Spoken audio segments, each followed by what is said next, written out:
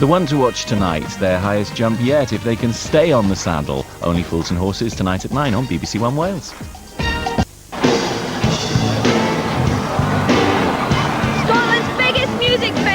Tea in the Park, live on the BBC. Listen again to all the highlights at bbc.co.uk/Radio1. BBC, true to live music. The truth lies with the silent witness. Sunday at 9 on BBC One. What is television? Oh, God. Join Charlie Brooker on an unforgettable journey. It's not a journey, it's a programme about television. With reviews of the latest shows and reports and jokes in it. Can they say that? No. They're going to shoot a trail where I have to sit in a chair looking like a pillock. Charlie Brooker's Screen Wipe. I'm going to kill these promo people. Oh, coming soon on BBC 4. It ran my head off.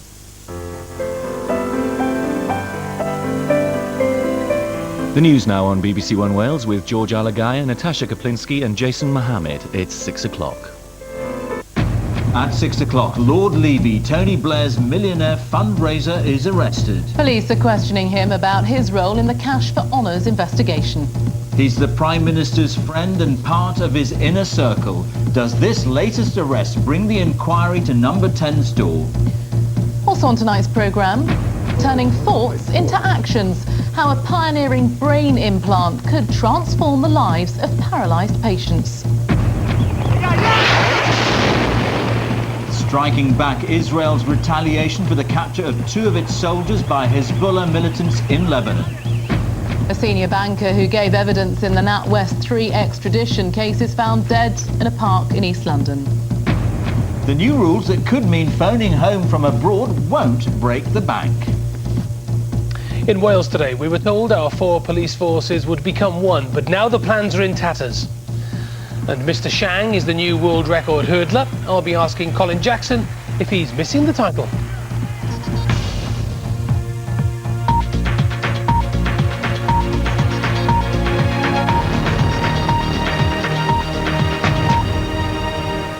Good evening and welcome to the 6 o'clock news. Tony Blair's close friend and the man he handpicked to raise money for the Labour Party has been arrested. Lord Levy was questioned by police investigating the Honours for Cash allegations. Tonight he was released on bail and he vigorously denied any wrongdoing. Accusations against him first surfaced last year when the Labour Party was accused of offering to reward its financial supporters with honours. The Labour Party denies the allegations but says it will cooperate with the investigation. It's Tony Blair's closeness to Lord Levy that brings the investigation to the heart of government and into Number 10. Here's James Hardy on what could yet turn out to be Tony Blair's biggest political crisis. He's one of Tony Blair's closest allies and a trusted confidant. Michael Levy is the man charged with raising the money to keep Labour in power. He's so successful at tapping up wealthy sympathisers, he's been dubbed Lord Cashpoint. But today, he's at the centre of a police investigation into political corruption. Arrested but later bailed, Lord Levy was questioned as part of the inquiry into whether senior Labour figures negotiated loans in exchange for promises of peerages.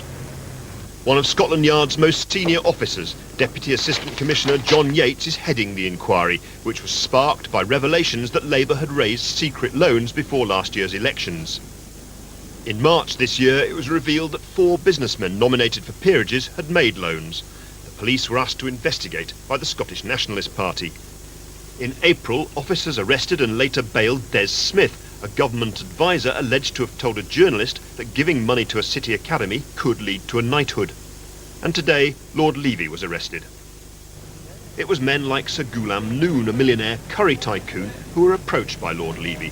Sir Ghulam lent Labour £250,000, but was allegedly advised by Lord Levy he didn't need to declare it when he filled in a form for would-be peers. No one's yet been charged, let alone found guilty, but there's no doubt that today's arrest is a heavy blow for Tony Blair, and one his political opponents were quick to exploit. Well, it means that the police are clearly treating this extremely seriously. They're pursuing it right to the end. And it also, of course, it has some pretty serious implications for the Prime Minister. It's almost inconceivable that Lord Levy may or may not have been getting up to activities without the full knowledge and consent of the Prime Minister. I think we can say that the water is lapping round the Prime Minister's feet. or alternatively that Blair's House of Cards is starting to tumble down. A spokesman for Lord Levy said tonight it had been totally unnecessary to arrest him since he'd have willingly cooperated with the inquiry. He didn't expect to be charged, the spokesman added, because he'd done nothing wrong. James Hardy, BBC News, Westminster. Well, our Home Affairs correspondent, Margaret Gilmore, is at Scotland Yard, and our political editor, Nick Robinson, is in Downing Street. Margaret, if I can come to you first, just give us the details of this arrest. Well, this all began this morning when Lord Levy was asked to go to Colindale Police Station in North London. He did so voluntarily, but when he got there, I think he was somewhat surprised to find that he was arrested by detectives on suspicion of offences under 2 acts, under the Honours Prevention of Abuses Act and also under the Political Parties Act, something he emphatically denies.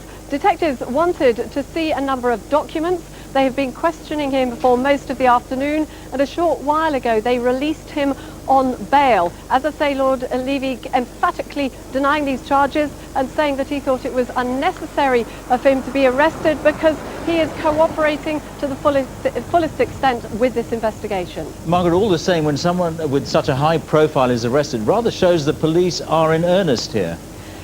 Certainly detectives are not paying lip service to this investigation. Senior officers involved have told me they're fully aware of how sensitive this is. They have arrested one other person before and bailed him.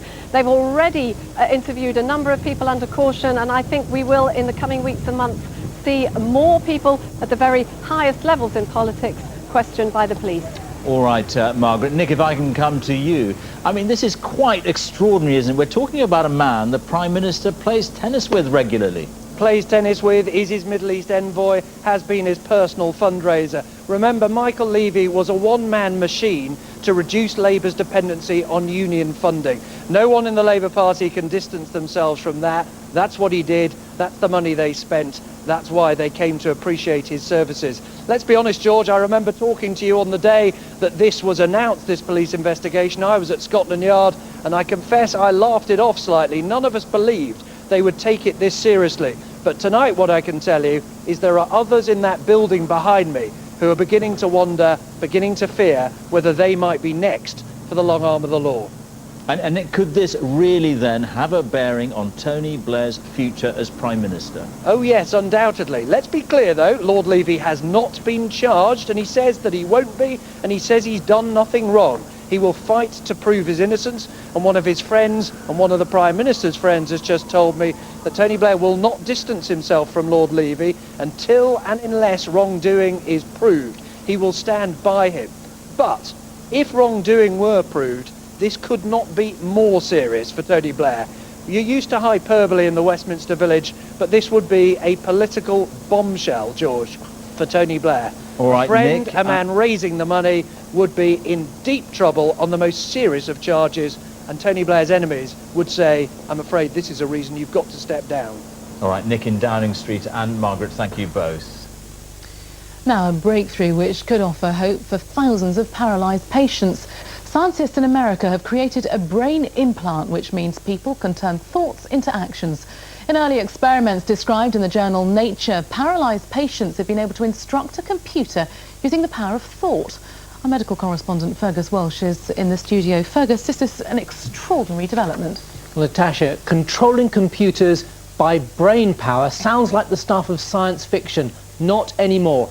This is Matt Nagel, the first person to benefit. 5 years ago, he was paralysed in a knife attack. He can't move any of his limbs, and he uses a ventilator to breathe. But with the aid of an implant direct into his brain, he can turn his thoughts into actions. What you're about to see is truly remarkable. Here's Matt during the trial. He has a robotic arm in his lap, connected to his brain via a computer. He's making the hand open and close purely by thinking about it. Now close it. Now close. You can hear him speak the commands, but it's his brain that's controlling the hand. Not bad, man. Not bad at all. The science of the brain is obviously pretty complex. We've known for decades that when we think about moving our limbs, lifting and turning a hand, for example, the commands come from here, the motor cortex. So how can science turn thoughts into action? The key is a silicon chip which contains 100 electrodes, each thinner than a human hair. It sits on the surface of the brain and picks up the electrical impulses being sent out. Here you can see just how tiny it is, smaller than a contact lens. The sensors are picking up the activity of neurons. It's the language of the brain, like a form of Morse code. The signals are sent down a wire to a computer where they're decoded and turned into instructions, controlling the cursor on a screen. The patient can turn the lights off or on. So what's it like? I can't put it into words. It's just, I used my brain. I just thought it. I said cursor go up to the top right, and it did. And now I got control of it all over the screen. It's wild. This is where the device was screwed into Matt's skull and connected to a computer. So what else did he use it for? Going to open the first email, which says congrats. It says you are doing a great job. And here, trying to draw a circle just by thinking about it. That's the best circle I can do. And now, switching on the TV. Yes, channel down. Now I'm going to channel up. Yes, channel up. It'll be years before the device is widely available, but the director of the research program believes this is a major breakthrough. This whole option of using physical devices to help repair the nervous system, to help restore lost function, even to diagnose and help treat nervous system disorders is now underway. We're at the beginning of this really exciting era, and it will just continue to get better and better. So what about the future? Well, scientists hope to make the implant much smaller so it would sit just under the skin. It might allow patients to control electric wheelchairs using their brain. The long-term hope is to restore some limb function in severely paralyzed patients. But even without that, the quality of everyday life could be improved. The simple things of being able to operate the television, being able to close and open the curtain, to be able to switch something on and off, to be able to control the lights without having to ask, that can make a real difference to someone's life. American and British scientists agree this research has major potential. It's impossible to predict how long it'll take to perfect, but it offers hope for thousands of patients like Matt Nagel who are severely paralysed. Natasha. Thank you, Fergus. New figures showing how long patients in England wait for important hospital tests have been published for the first time. They show that 3/4 of patients are receiving tests such as MRI and CT scans within 13 weeks, but 1/4 are waiting longer than that, with some facing delays of at least 6 months. Research has shown medical units dedicated to the care of premature babies are overstretched and are having to turn away cases because they're understaffed. Ministers admit there are problems, but say infant mortality is at its lowest ever rate. An act of war, that's how Israel's Prime Minister has described the capture of 2 soldiers by Hezbollah fighters based in Lebanon. Ehud Olmert has promised what he called a very painful and far-reaching retaliation. Israeli troops have moved into southern Lebanon to try to rescue the men. The United Nations has called for the soldiers to be released immediately. The pair were seized during clashes at the Israeli-Lebanese border. Hezbollah, the group which captured the men early this morning, was originally set up to offer resistance to Israel's occupation of southern Lebanon nearly 25 years ago. Today's border crossing is the first significant Israeli ground operation on Lebanese soil since they withdrew troops in 2000. James Reynolds has more. Israel is going after Lebanon in a fairly dramatic way. And for the first time in 6 years, Israeli ground forces have also crossed the border into Lebanese territory. This is why. This morning, Hezbollah guerrillas ambushed this Israeli army jeep on the border with Lebanon. Several soldiers were killed and 2 more were captured. The murderous attack which took place this morning was not a terror attack. It was an act of war by the state of Lebanon against the state of Israel within its sovereign territory. We are already responding. But Israel's words haven't put off Hezbollah's supporters, here celebrating in the Lebanese capital, Beirut. Hezbollah has promised to hold on to the captured soldiers until Israel releases Lebanese prisoners.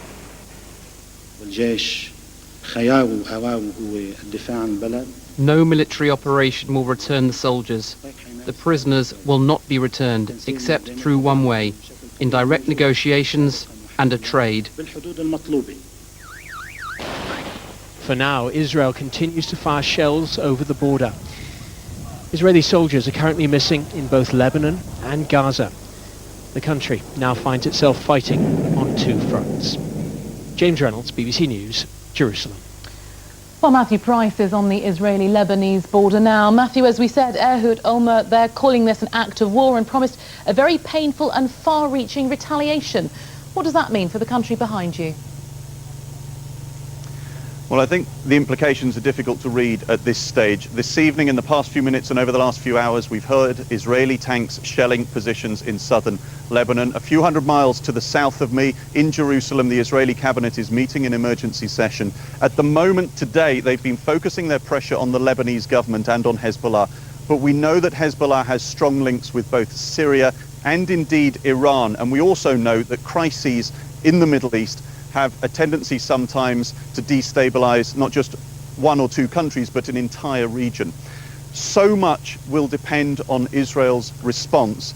And as James Reynolds mentioned in his report just then, remember that Israel is at the moment fighting on two fronts. Today in Gaza, it continued its operations. 23 Palestinians, including civilians and children, were killed there. Israel now looks to its leader, Ehud Olmert, to see what he will do. A man with no major military background who now has to make some major military decisions. Matthew, thank you. Could the apparent suicide of a high-flying banker be connected to the so-called NatWest 3, the men due to be extradited to America tomorrow on fraud charges linked to the collapse of the energy company Enron? The man, whose body was found in an East London park, is thought to have given evidence in the case. Rory Kethlen-Jones has the story. It was here in a stretch of woodland in East London that the body of a man was found this morning. He was later revealed to be Neil Coolbeck, a former senior executive with the Royal Bank of Scotland, owners of the NatWest.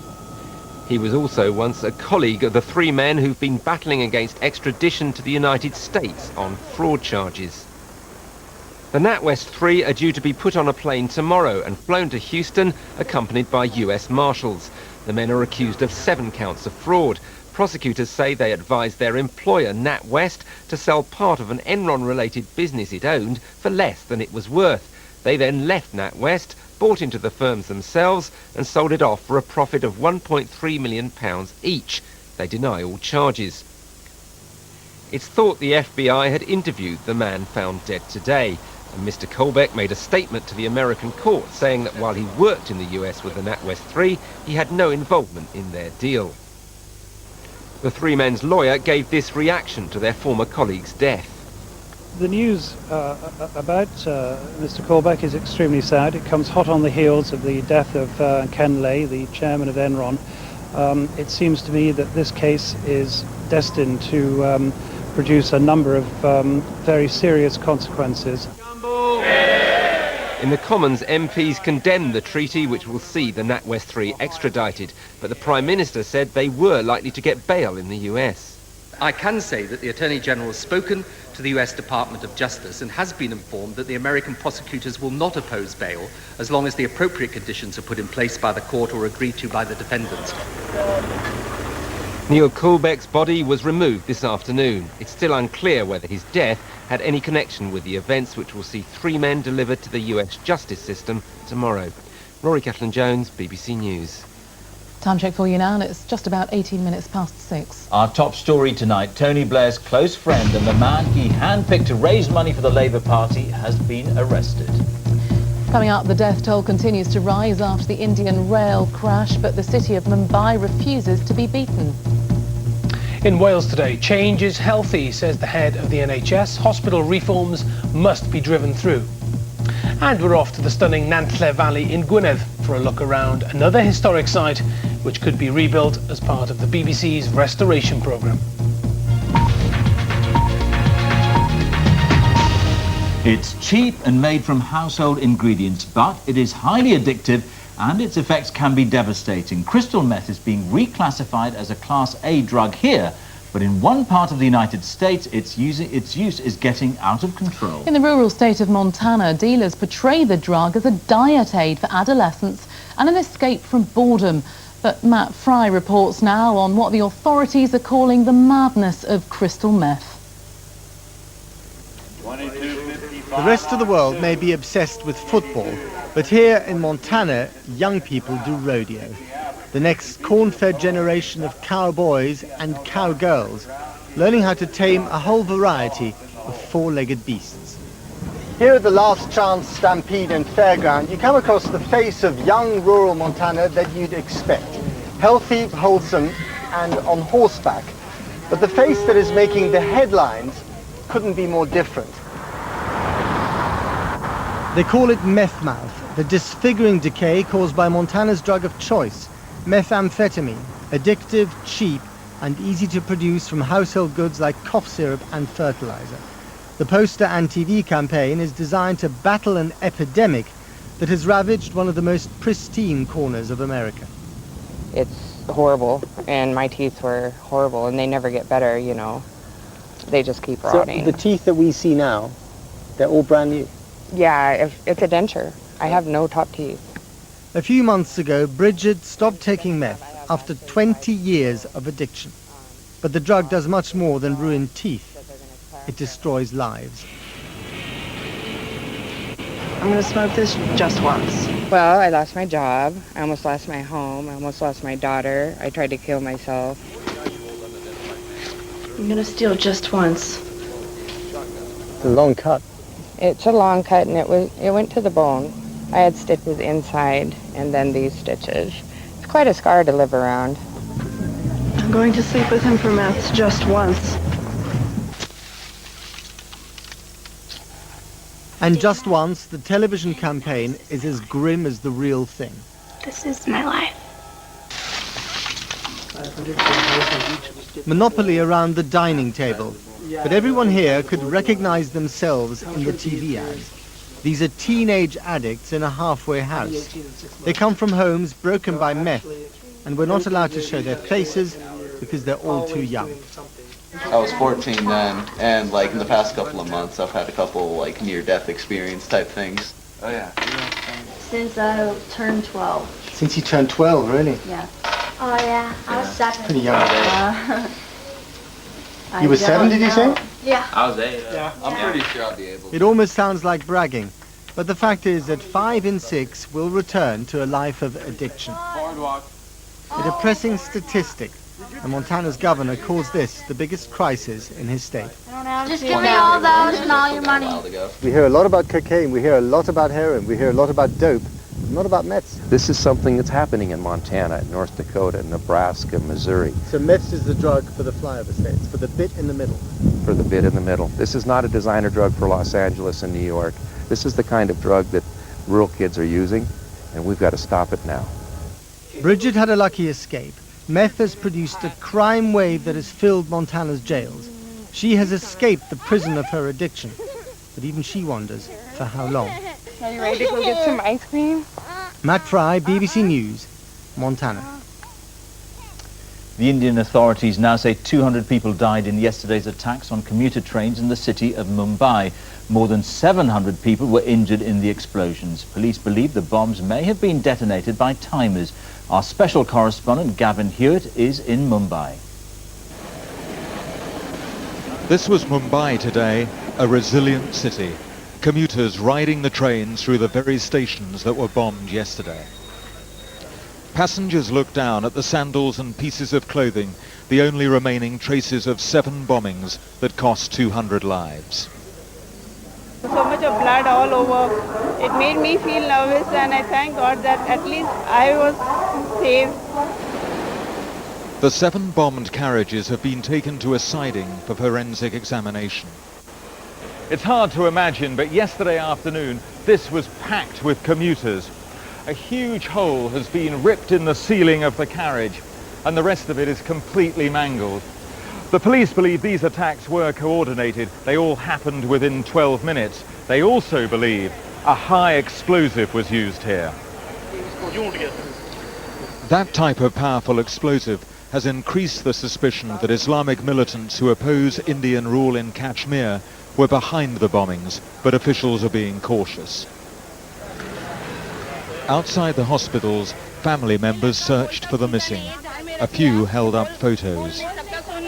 Some relatives scanned the lists of the dead and injured, and some discovered what they feared most. A woman sees her brother's name. Sagaveyapari's father did not return home last night, and he too is searching the hospitals. Tuesdays was the day he went to collect his salary, said his son, but he never came back. During the day, some of the dead have been cremated. Mahendrabhai Mehta lost his only son. He was 38 years old and left behind a wife and 10-year-old boy. His father was devastated. I want my son only. I can't stay without him. All over Mumbai tonight, there are scenes like this, the aftermath of a deadly attack on the city's commuters.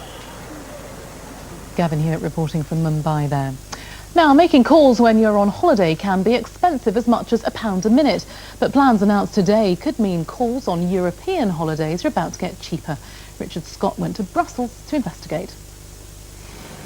Yeah, I'm just getting on the train now. Okay, bye.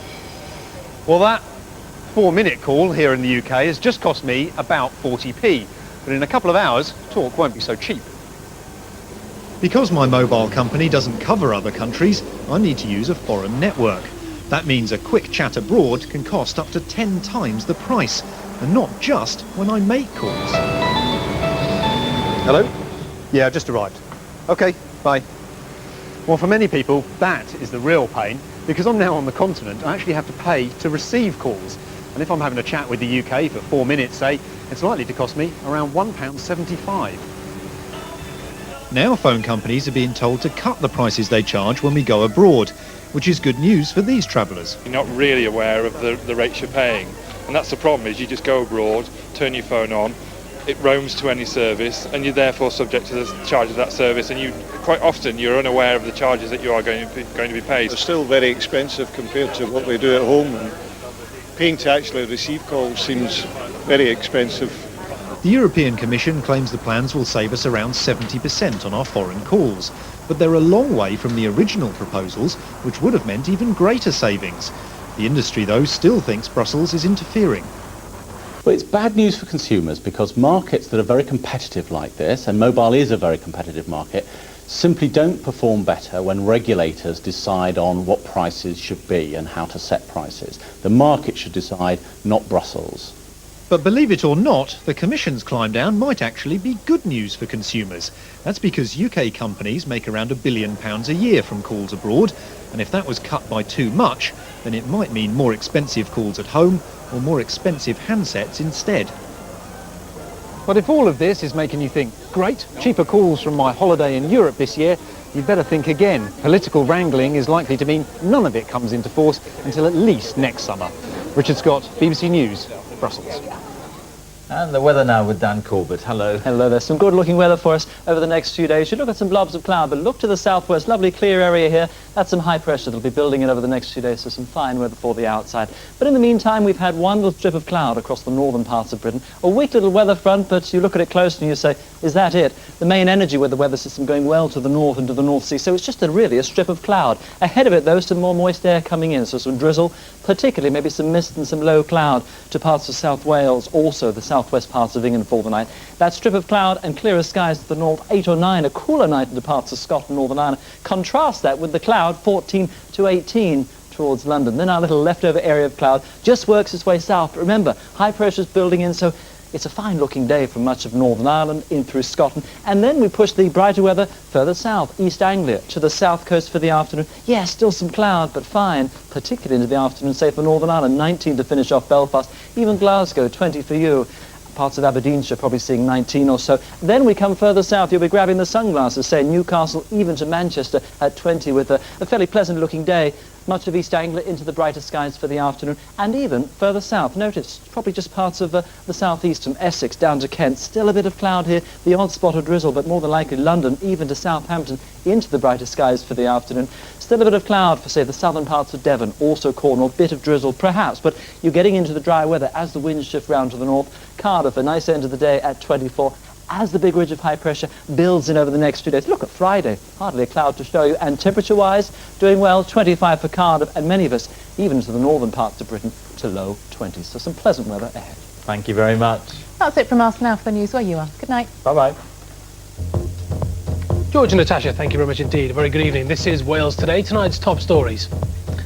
We were told our 4 police forces would become one, but now the plans are in tatters. Change is healthy, says the head of the NHS. Hospital reforms must be driven through. And school finished hours ago. Why do these pupils not want to leave? Also tonight, it's one of the most beautiful parts of Wales. So why are people in Llangrannog getting so upset? And Mr. Shang is the new world record hurdler. I'll be asking Colin Jackson if he's missing his title.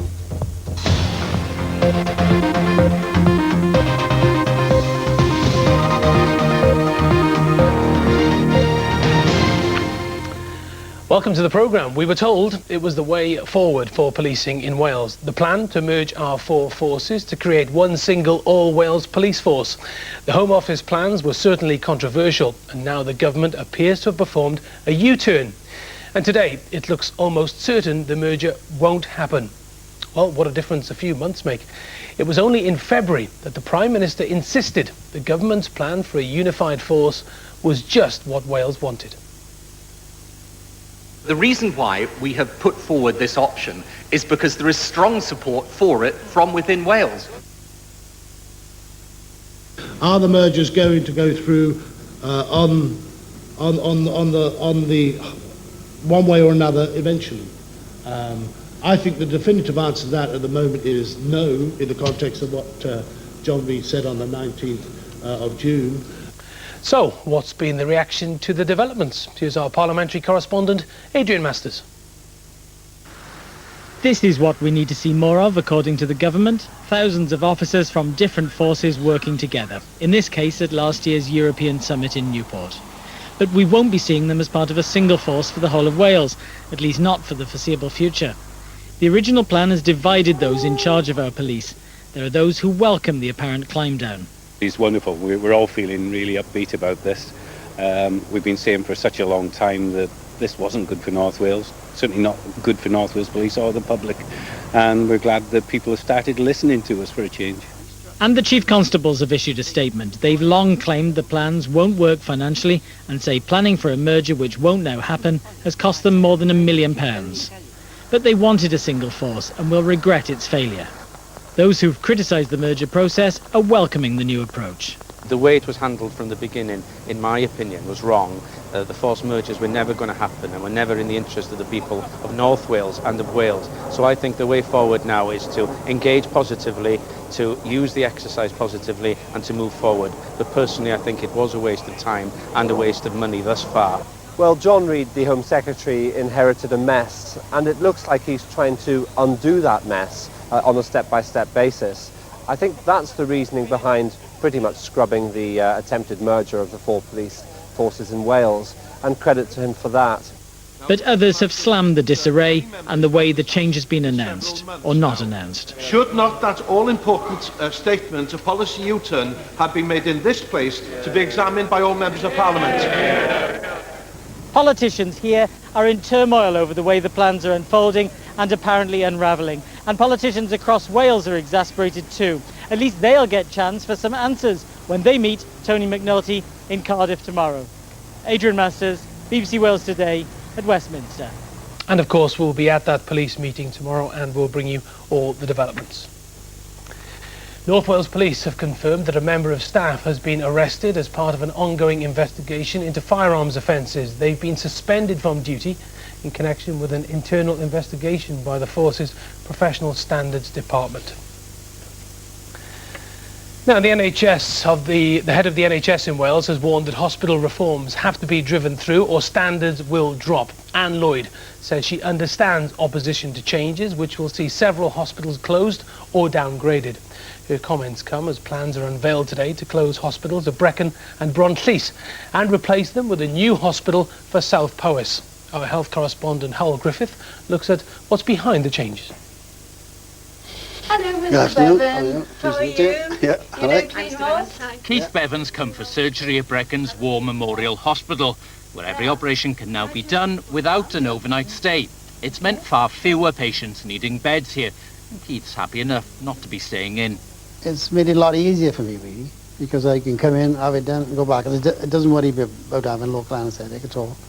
So, I mean, some people might be afraid of it, but I'm not, so I'm okay. It's okay with me. I can get home now today, be with the wife, and no problem. Keith's having surgery on his hand, but more complex hernia and gallbladder ops are also done without overnight stays. If all goes according to plan, Keith can now be home in just a couple of hours, freeing up valuable bed space. If more and more surgery were done this way, that would free up whole hospital wards. Follow that logic through and ultimately you may not need as many hospitals. In fact, Brecon may have become too efficient, as today it was confirmed there are plans to close it, as well as a hospital in Brontleith, in order to build one new unit in southern Powys.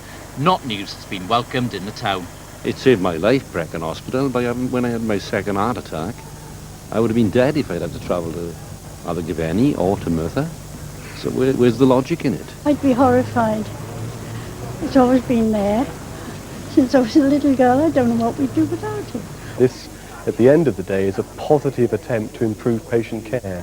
And it would be a pity, really, if it just degenerated into an argument about which buildings we should continue to use. I think there's a much bigger issue, which is how do we best meet the needs of patients. The plans in Powys come on top of even wider changes proposed for every corner of the country. In North Wales, 2 small hospitals would close and services in Llandudno would be downgraded. In Mid and West Wales, 3 hospitals would lose specialists, while in Swansea, the city's 2 main hospitals would become 1. And in South East Wales, Merthyr Tydfil and Llantrissens hospitals could be merged. In Gwent, there'd be a new emergency centre, but some small community hospitals would close. The woman at the head of the NHS in Wales accepts change may be painful, but insists it's vital. We cannot maintain standards of services in Wales if we retain the structure that we have at the moment in terms of hospitals and what they are trying to deliver. We know that the number of hours our staff are able to work is going to reduce significantly, and it isn't a question of just employing more. They have to keep up their level of expertise. Change has been in the air for some time, but as this march through Aberystwyth showed on Saturday, it's not playing well with the public. Although some care would move closer to home, many are unimpressed with the idea of travelling further when they need urgent or specialist treatment. Roger Williams is the MP for Brecon and Radnorshire. Mr Williams, a very good evening to you. Let's deal with the closure of Brecon and Brontleith hospitals, build a new hospital. Now, the people behind the idea say that this makes sound clinical and financial sense. Well, first of all, can I say I'm appalled at the way this process has been initiated, and the chairman of the local health board has rung me up to apologise for that. I just don't believe that the local health board has got the interests of the local people at heart to proceed in this manner. Can I ask you, why are you appalled?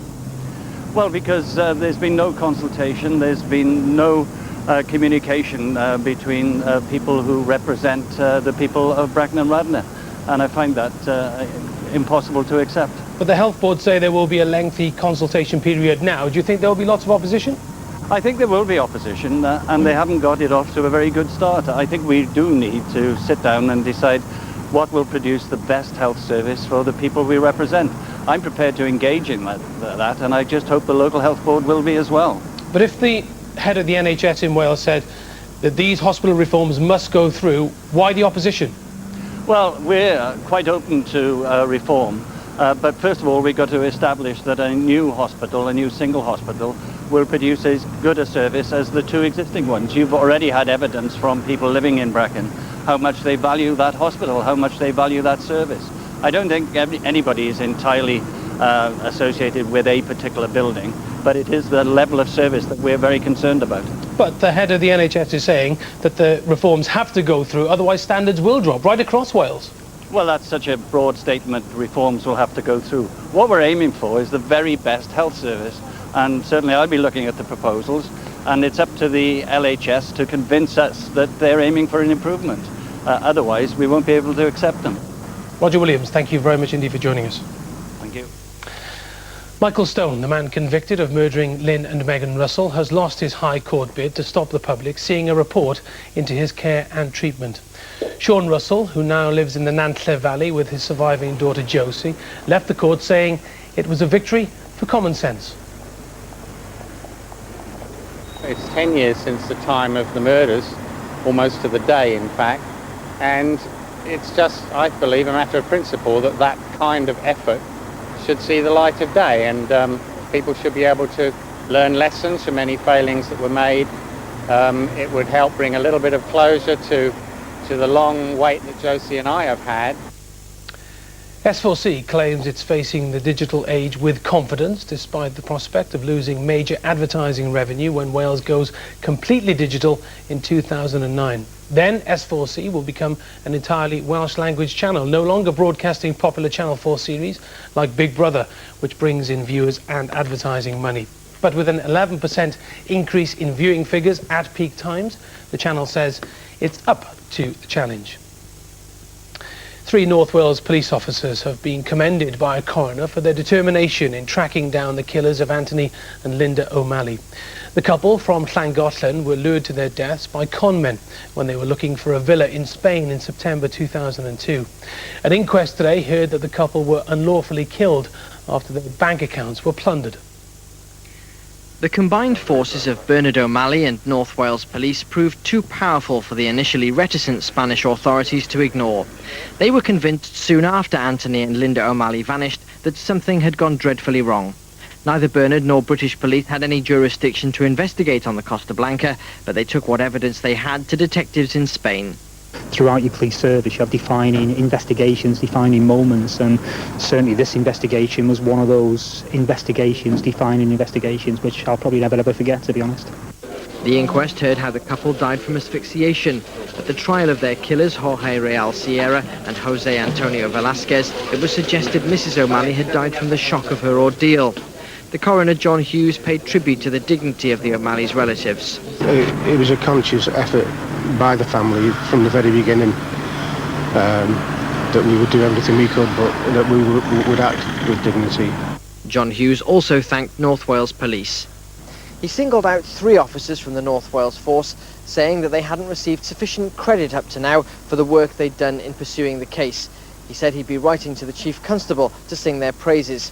He also said that Bernard O'Malley had been dogged in his determination to get answers, and he now hoped he could start to put the tragedy behind him. Matthew Richards, BBC Wales Today, Flint. The time is 6:42, and still to come tonight, he's no longer the quickest man over hurdles. Colin Jackson will be looking back at the moment he broke the 110 metres hurdles record in 1993. And we're off to the stunning Nantlle Valley in Gwynedd for a look around another historic site which could be rebuilt as part of the BBC's restoration programme.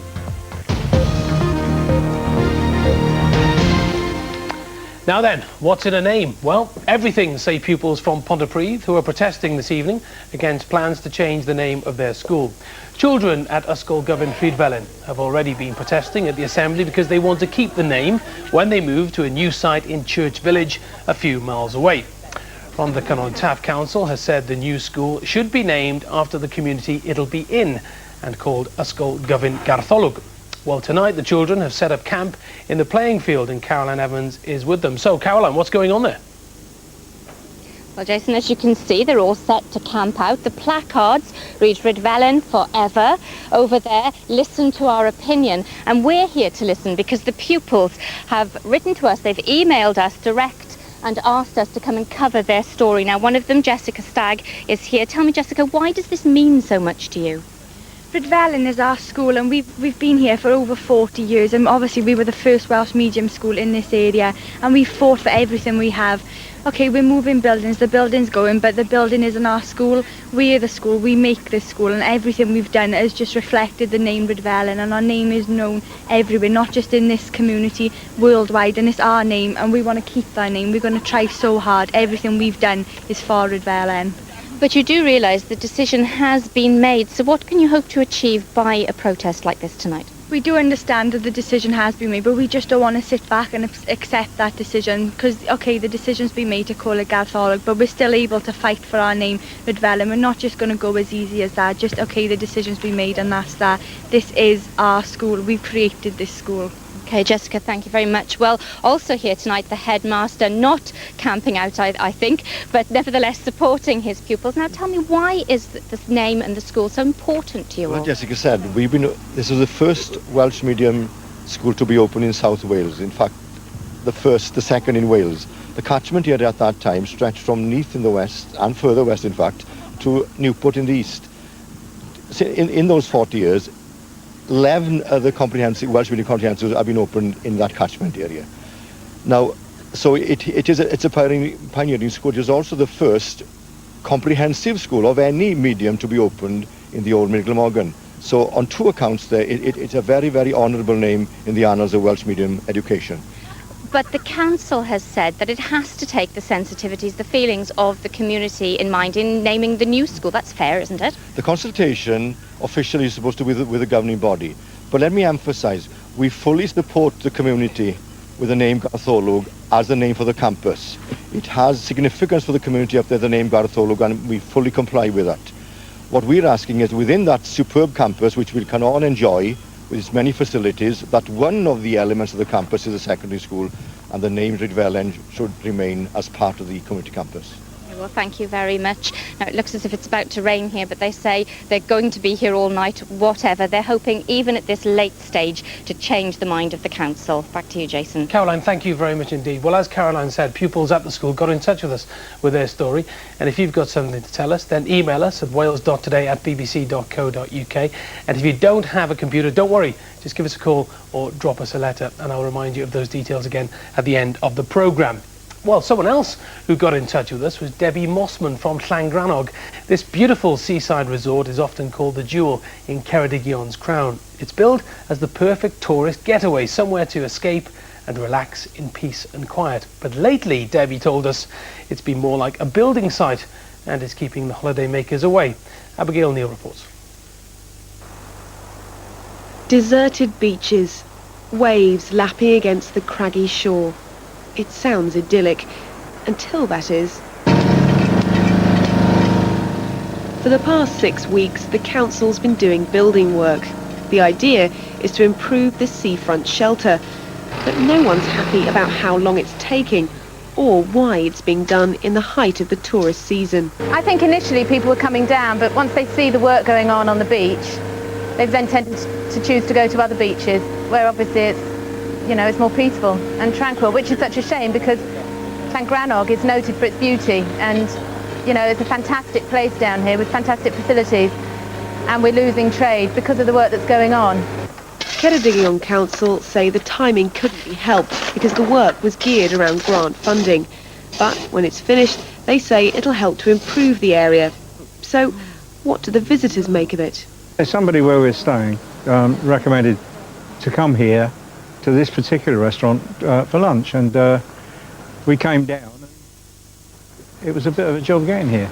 Nah, just ignore it. We've got a baby to keep us occupied, so it didn't really bother me. It's difficult bringing your car around when they have JCB and trucks and they're loading and unloading. I think it could have been done perhaps earlier in the year and completed.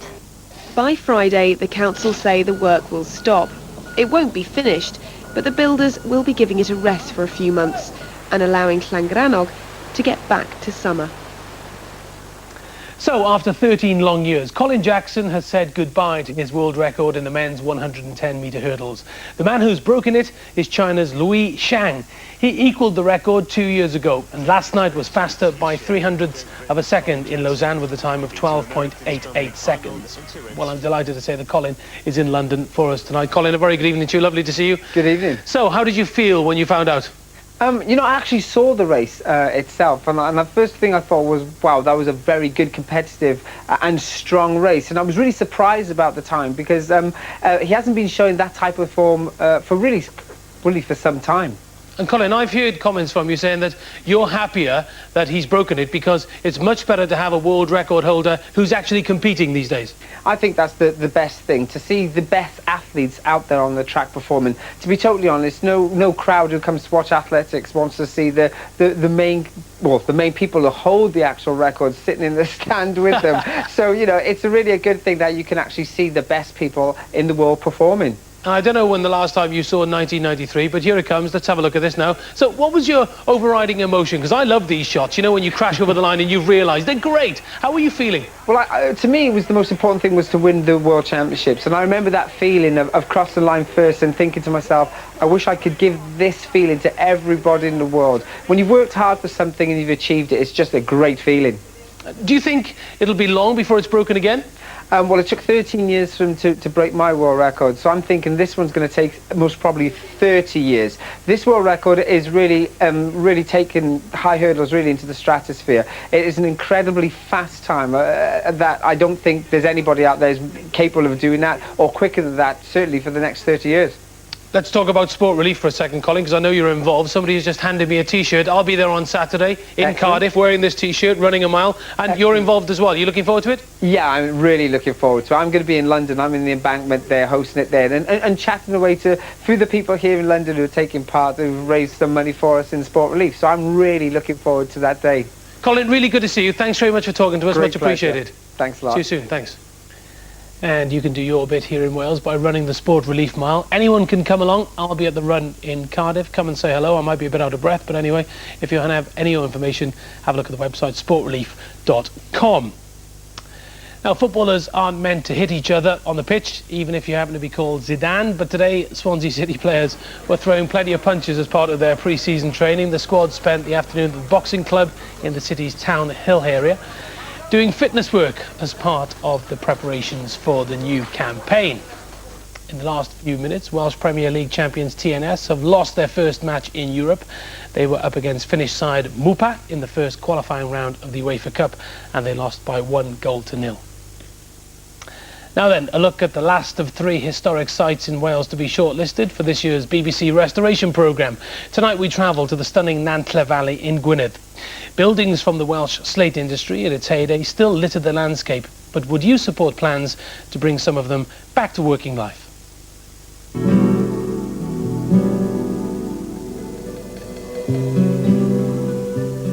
These were the maintenance workshops for the quarry. There was a lot of work that had to be done all the time on repairing the machines that moved the blocks around within the quarry, that took the rubble to the tips. You had the saw tables and the slate mills. All these things needed constant repair. Then, in the early 1970s, more than a century of engineering tradition here at Pen y Orsedd came to an end.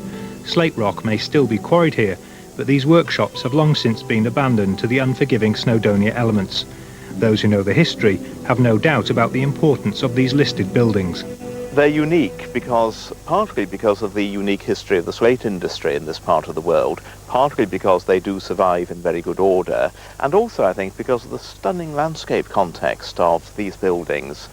And the experts on the BBC's restoration programme shared that fascination when they saw Pen y Orsedd for themselves. It's rather lovely. You stand here looking out at that view, and you must have thought, well, we may be digging the mountains up, but at least there are plenty more to go. Isn't that wonderful? It's a fantastic site. Few people would argue that these buildings are architectural gems, but those fighting to restore them say they're symbols of Wales' unique place in the history of the industrialised world, and supporters believe new life can be breathed into them for the 21st century. We want to set up what will be a unique centre within Wales for the manufacture or the replication or the conservation of historic engineering items. To see that vision realised will cost in excess of £4 million, and winning the BBC's restoration series would be a fitting way to honour the skills once practised here by forging new ones. It's a beautiful part of the world, isn't it? Now, I've been told that this weekend is going to be one of the best of the year, so let me introduce you to the man who you can blame if it rains. Mr. Derek Brockway, take it away. There's definitely no chance of rain this weekend, Jace, although there may be a shower over your house. Yeah, it can be arranged. Yes, we are in for a beautiful weekend, fine and dry thanks to high pressure, lots of sunshine and warming up as well. Perfect for a barbecue or a trip to the seaside.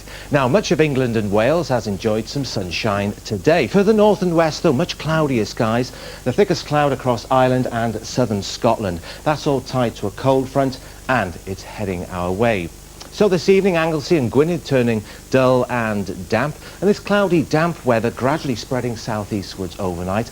A little bit of rain or drizzle in places, some mist and hill fog as well. It's going to be a fairly warm, humid night, lowest temperatures 13 or 14 Celsius. Now, tomorrow's chart shows a weak cold front over southeast England. That'll move away with a strong ridge of high pressure building from the Azores. So tomorrow it's an improving story. Starting off in North Wales, it's going to be a dry and bright morning here, the cloud breaking up with some sunshine. Now as we head further south, I think a grey cloudy start, some mist, hill fog and a few spots of drizzle. However, it will cheer up, the cloud clearing away, so all parts becoming fine and dry tomorrow afternoon with a good deal of sunshine. Winds light to moderate north or northeasterly and turning fresher, highest temperatures in the south up to 24 Celsius, 75 Fahrenheit. A little bit cooler on parts of the north and west coast, but still pleasant in the sunshine, 18 Celsius in Hross-on-Sea, 64 Fahrenheit. Now tomorrow evening, St John's High School in Aberdare are holding their summer fete. If you're going along, the weather will be good, fine and sunny. Into Friday, high pressure remains firmly in charge. That's going to keep things dry and settled. Plenty of strong sunshine and pleasantly warm as well, 23 or 24 Celsius. And then for the weekend, we'll keep the sun cream handy. It's going to be a beauty. Lots more sunshine across the whole nation, warming up as well. Temperatures on Sunday rising to 26 Celsius in Haverfordwest and Cardiff, that's 79 Fahrenheit. Low sea breezes will keep some coasts refreshingly cooler, and it looks like the hot and sunny weather will continue for much of next week. So if you're a farmer, a good time to start the hay. Jason. Lovely forecast, Derek. Thanks very much indeed. With the time approaching 7 o'clock, the headlines from the BBC. Tony Blair's close friend and the man he hand-picked to raise money for the Labour Party has been arrested. Lord Levy was questioned by police investigating the Honours for Cash allegations. Tonight he was released on bail and he vigorously denied any wrongdoing. Means that the police are clearly treating this extremely seriously. They're pursuing it right to the end. And also, of course, it has some pretty serious implications for the Prime Minister. Scientists in America have created a brain implant which means people can turn thoughts into action. In early experiments, paralysed patients have been able to instruct a computer using the power of thought. The Home Office has said that enforced mergers of police forces are no longer on the agenda. The controversial plans would have created a single Welsh force. Police authorities have welcomed the apparent climb down. It's wonderful. We're all feeling really upbeat about this. We've been saying for such a long time that this wasn't good for North Wales, certainly not good for North Wales Police or the public, and we're glad that people have started listening to us for a change. And also tonight, the head of the NHS in Wales has warned that hospital reforms have to be driven through or standards will drop. Anne Lloyd says she understands opposition to changes which will see several hospitals closed or downgraded. Her comments come as plans were unveiled today to close hospitals in Brecon and Brontleys and replace them with a new hospital for South Powys. Now, a quick look ahead to tomorrow's programme. We'll be in the woods to track down Denbighshire's dormice. Conservationists are fitting the tiny rodents with microchips to track their movements and breeding patterns. The rare species will be surveyed over the next 2 years by Chester Zoo and the Countryside Council for Wales. And don't forget, get in touch if you've got a story for us to cover. The email is wales.today@bbc.co.uk.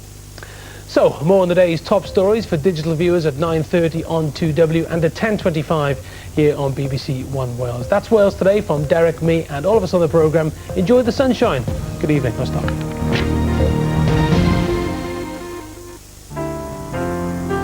Zebra season starts soon and Toto can't wait. Big Cat Week continues next on BBC One.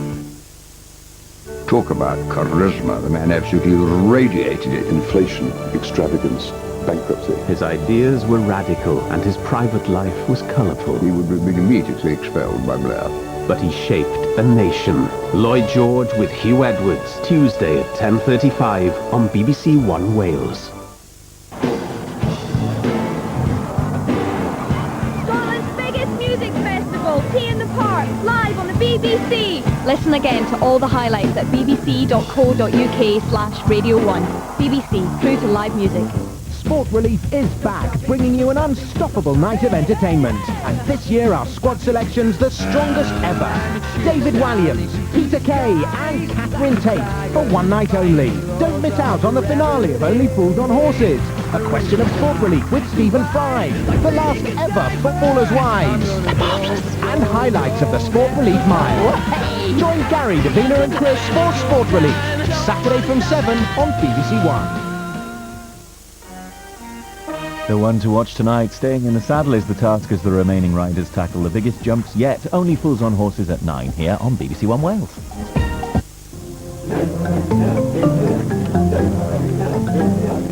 And this is BBC One Wales.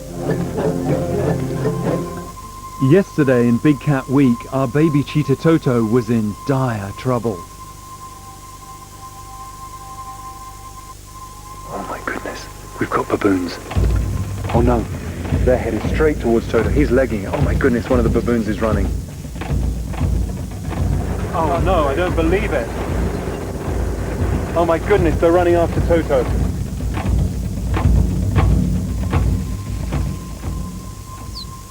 And we always say that you cannot interfere. It's not fair. But your heart is just crying out. Little Toto. If you escape this one, you are a very lucky little cub.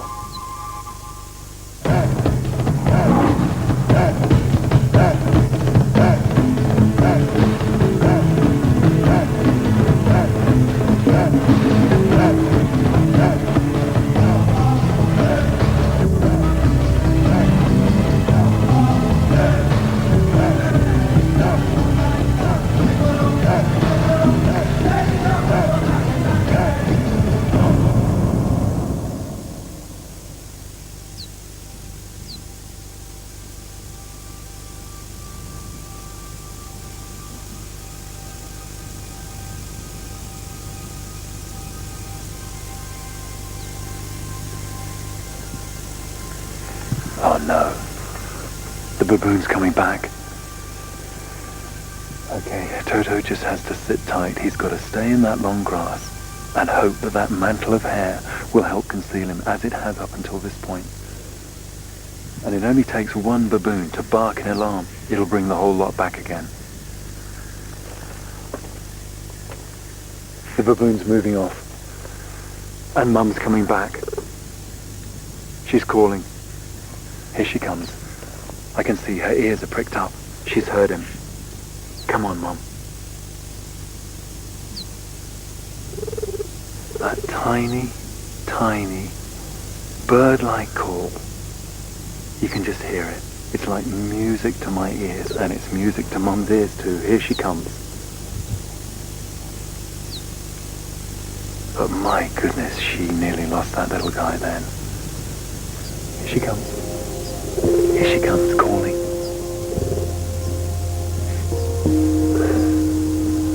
What an amazing moment. After what they've just been through and after what I've just been through. Look at that. Here he is. Just a perfunctory lick.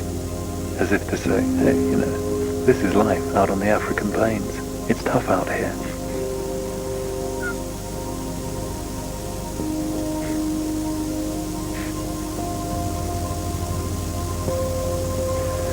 I tell you what though, 30 years in the bush in Africa,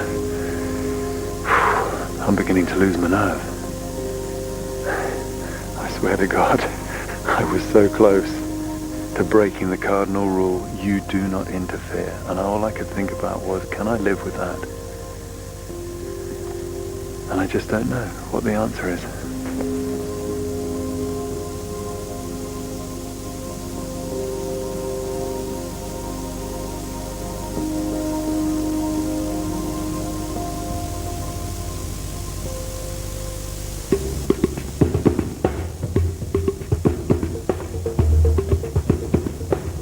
The lions of the Marsh Pride have had a hectic time so far in this year's Big Cat Week. Notch, the lone male, nearly lost his kingdom to 2 invading males, then went on to really annoy the Pride females by having an affair with a young lioness.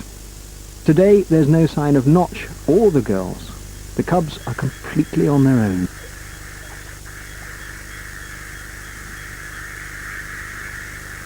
You leave the kids alone for 5 minutes, and straight away they're in trouble.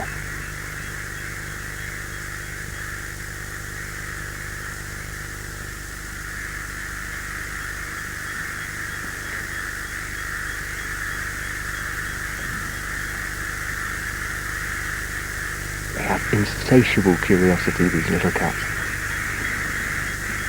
and can't resist trotting after a hippopotamus. Can get them into a lot of trouble. Hippos may look big and clumsy, they're anything but that. If they want to, they can turn on a sixpence, move really quickly, and very, very aggressive. Those huge tusks in the lower jaw of the hippo could make short work of any one of those lions. They'd better watch themselves.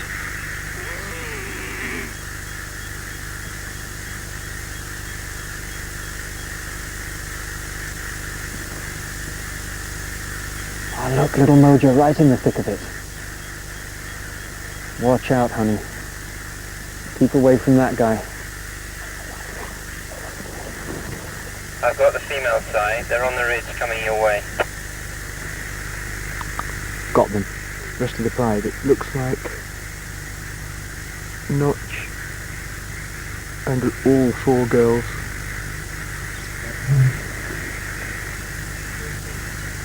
I wonder why they went quite so far. When they do that sort of thing and they leave the cubs behind, it's usually because there's a bit of a problem with the neighbours. Now, maybe it was just the young female that's been hanging around the territory. It could have been the males that have been challenging Notch for his leadership of the pride. There's no way of knowing what's going through their heads, but looking at it, it's pure joy.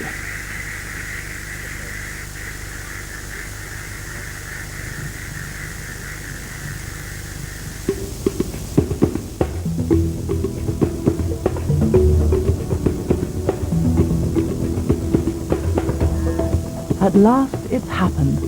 The migration has arrived. Vast numbers of wildebeest and zebra sweeping down to the Talloch River, home of our leopards Bella and Chew. Good news, as it's been a pretty lean time so far.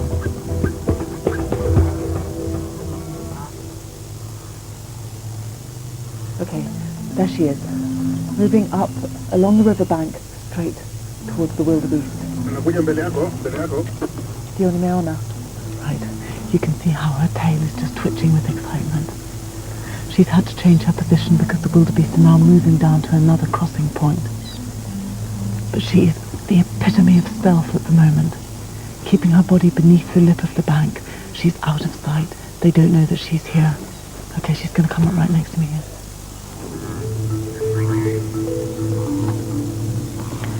So Ian, she is literally right next to my vehicle, just down in a small gully area.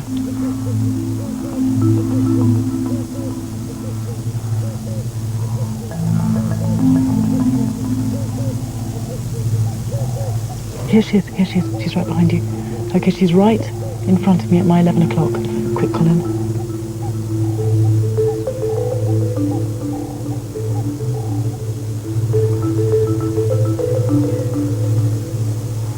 Now she has just poked her head up above the bank to look at the wildebeest, which are right there behind me.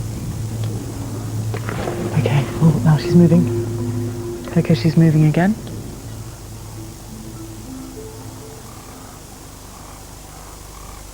I actually can't move because I'm right in the middle of a hunt, and Bella is literally a few meters away from me, stalking past my vehicle, trying to get close to the wildebeest that is just on my right-hand side.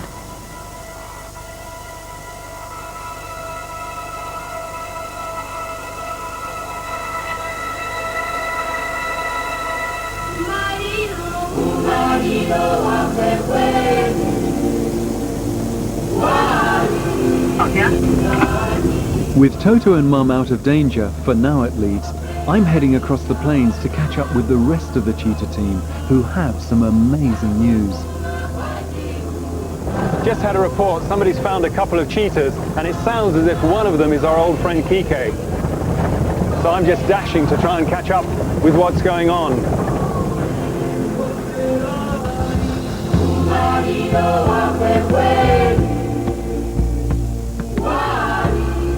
Yeah, it's definitely Kike. Definitely.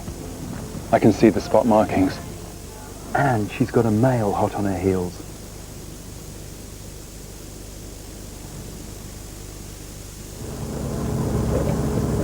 Oh, hang on a minute. Kike's jumped up onto our camera car. Now that's put the male in a bit of a fix. Look at her right up on the top of the roof. What's he going to do now? Suddenly, the girl of his choice is out of reach. And of course, he's capable of jumping on a car himself, but if he isn't used to doing it, like Kike was since she was a little cub, then he's not going to. Oh, he's trying to get up. Well, he's sort of halfway there. He's going to have to take a real leap at that spare tire if he wants to get up there. You can actually see that Kike's lost a litter of cubs quite recently. I mean, the hair around her teats is sort of stained brown, which is very typical of a cat that's been suckling cubs. Just goes to prove how hard it is for cheetahs to raise those cubs. He's totally frustrated. I mean, he wants to mate with Kike. And Kike, I mean, she is just so cool, just sitting up there. I mean, it's like, hey, I don't even know if I want to know you. He's desperate. He is stuck. He can't get to Kike and he can't get to Shade right now. Is the car an option? Doesn't look as if he's brave enough to do it. Oh, looks like Kike's finally done with playing hard to get. And there goes the male, seizing his chance. Okay, now she's down. He's not going to let her get away. Just tracking her. Now, the way she's behaving, I mean, she's rolling just like you see a domestic cat do when it's coming into season. And that's actually encouraging him. Where she goes, he goes. I mean, he's guarding her now. Doesn't want to let her out of his sight.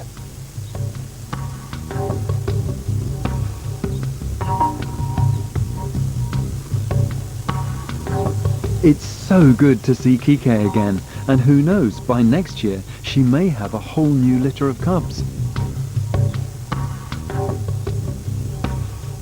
I think it's best going back up the hill and then coming down on the other track rather than crossing at this end. Yeah, roger that, and off it.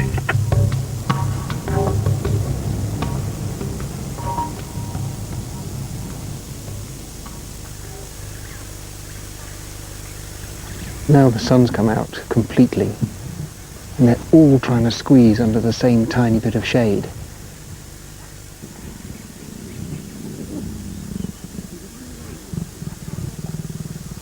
I mean, there are trees everywhere, plenty of shade to choose from. This is obviously the best bit, obviously. Actually, it is a great place to sit and wait because they have a pretty good view of the surrounding marsh. If animals come and go through here, the lions are in a great position to make the most of any opportunity.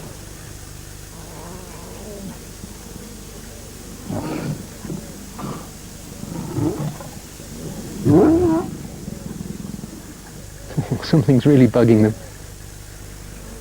Ah, look, look, look. There's a bee's nest right at the end of this fallen tree. Even lions can't stand up to a swarm of bees. Even Notch, I think he just got a sting in his nose.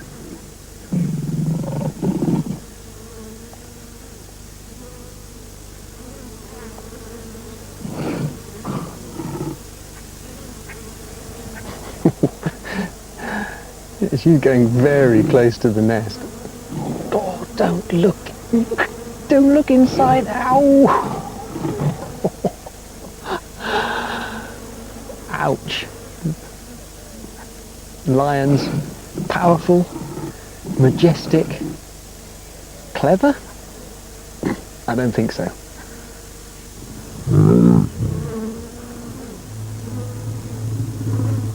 My car, and we're heading a little bit further downstream, away from where Bella was hiding.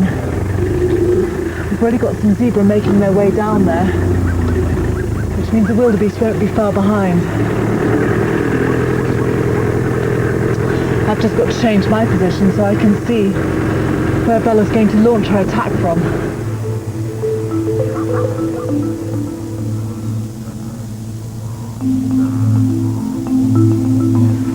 Bella's moved along the top of the bank. She's found herself an ambush point. The only problem is she's now got a lot of open ground to cover if she's going to get close enough to actually launch her attack. Right, they're starting to cross now. It's still...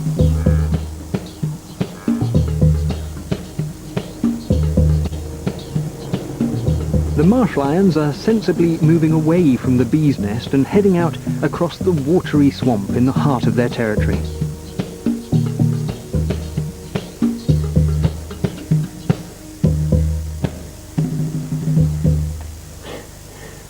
Well, some of the girls are restless today, that's for sure, and who can blame them? It's heading towards the hottest part of the day now. No wonder they're looking for a little bit of shade. It does mean they're going to have to cross the water again there.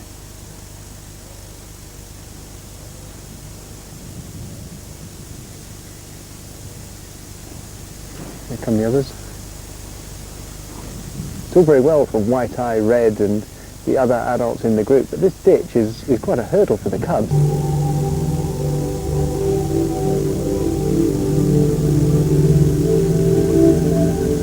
The cheetah team's heading back to check up on little Toto and his mum. The day started really badly with that baboon attack, but since then, Mum's managed to make a kill. They've both fed and they're looking much more relaxed.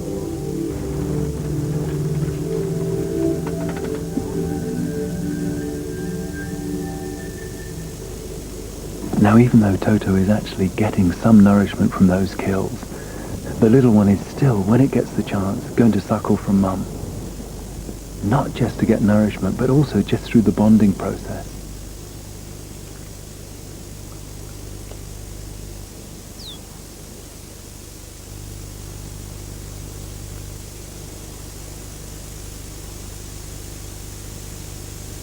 Now, what's Toto up to? Oh, Betty can't resist that. All cheetahs love trees. Whether it's to mark them, or in Toto's case, to jump up them. Look at this guy. I mean, he's coming on in leaps and bounds. And he's sniffing the tree like an adult cheetah would do. Just checking for scent. And having a lot of fun in the process. Down he comes. Oh, am I a big cheetah now? I reckon you are. Lovely.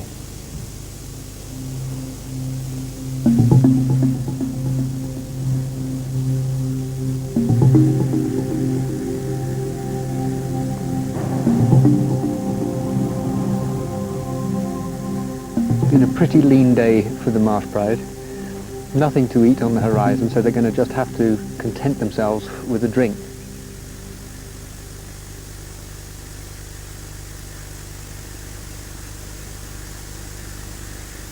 Believe it or not, there is water underneath all this weed. You get the feeling that Moja may not be quite so convinced. I hope she doesn't try and jump on it. After all, birds are walking on it. What's the problem?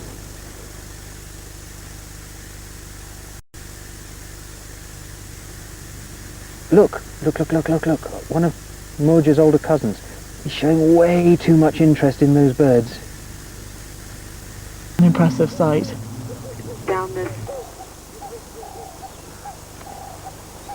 She's plucking the fur off the Tommy and spitting it into the wind so that she can get at the meat.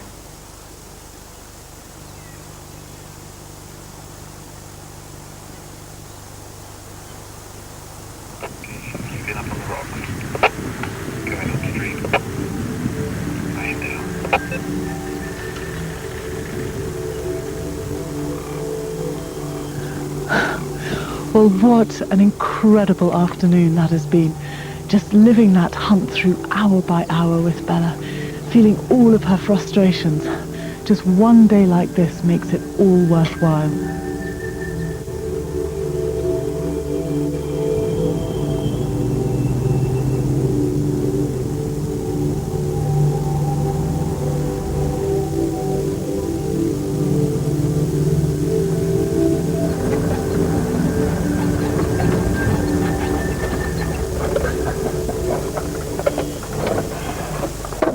Dear. I just can't get over this little cub, I can tell you. Wow. Now, wait a minute. That was a lion, and that lion wasn't that far away. Listen. Getting closer. Look at Mum.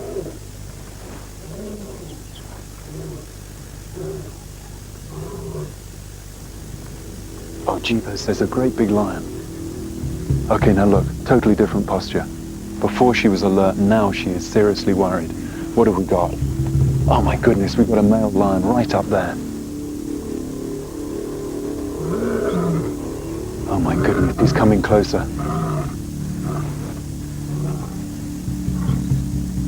Just look at this mother, ears back, flat now, no more sitting up. I mean, he is a killer, as far as she's concerned. He is a killer.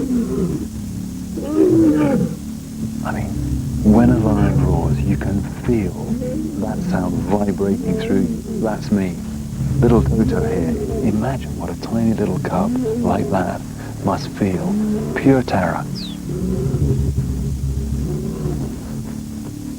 Oh no. He's headed right this way. And she's just marooned in all this grass right in the open. Look at this little cub. Just poking his head over Mum's back. Just wondering what on earth is going on in its world right now. He's no more than 10 meters away. Closer, closer. This is agony. You know, he hasn't seen them. He's passed them by. Well, you wouldn't want it much closer than that. I think she's got away with it. And probably only because that lion was intent on finding other members of his pride. But how many more chances is little Toto going to get? At this rate, 9 lives just might not be enough.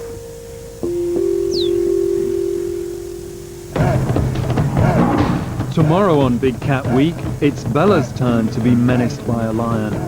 Look, there's a lioness coming right in right now. Oh no, come on, Bella.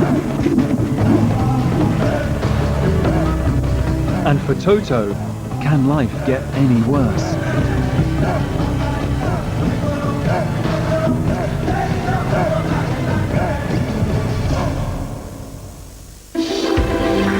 Get all the latest from Big Cat Week, plus daily bonus clips at bbc.co.uk/nature. Simon King analyses Bella the leopard's hunting techniques with dramatic uncensored footage in Big Cat Week Uncut over on BBC 3 now. But next here on BBC One Wales, Seaside Rescue. The one to watch tonight, facing the biggest jumps yet over another celebrity rider, will bite the dust. Only Fools on Horses at 9 here on BBC One Wales.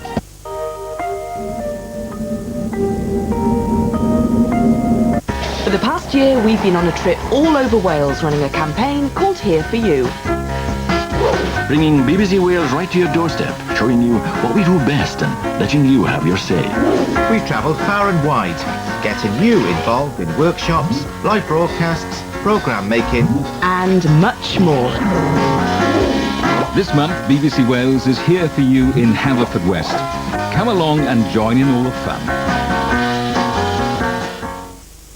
England v Pakistan. Catch every ball on the BBC.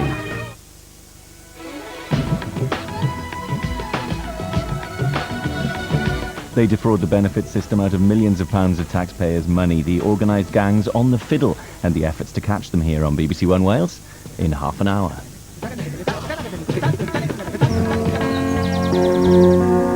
8 a.m. Leon Solent Airfield, Hampshire.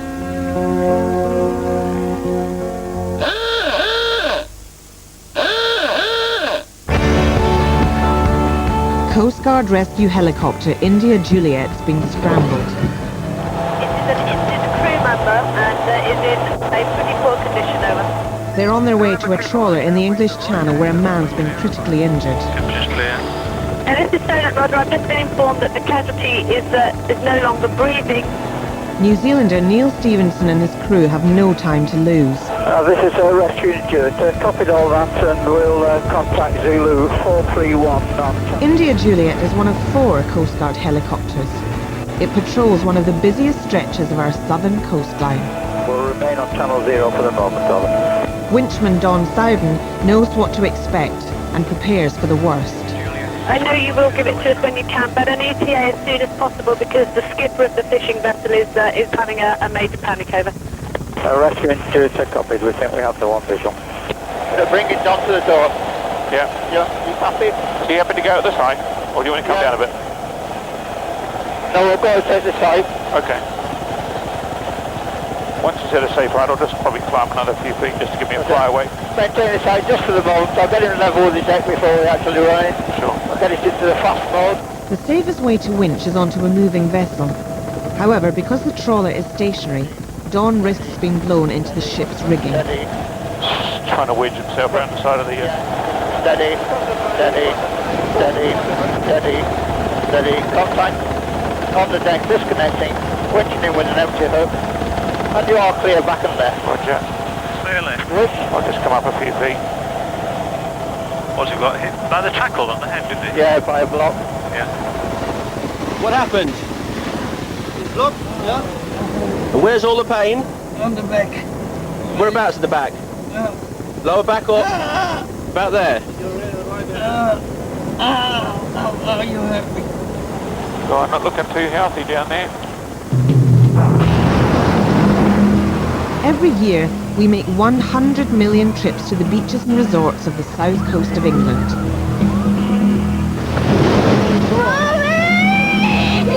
Seaside Rescue spent last summer with the people who patrol the sea, sand and skies to keep us all safe.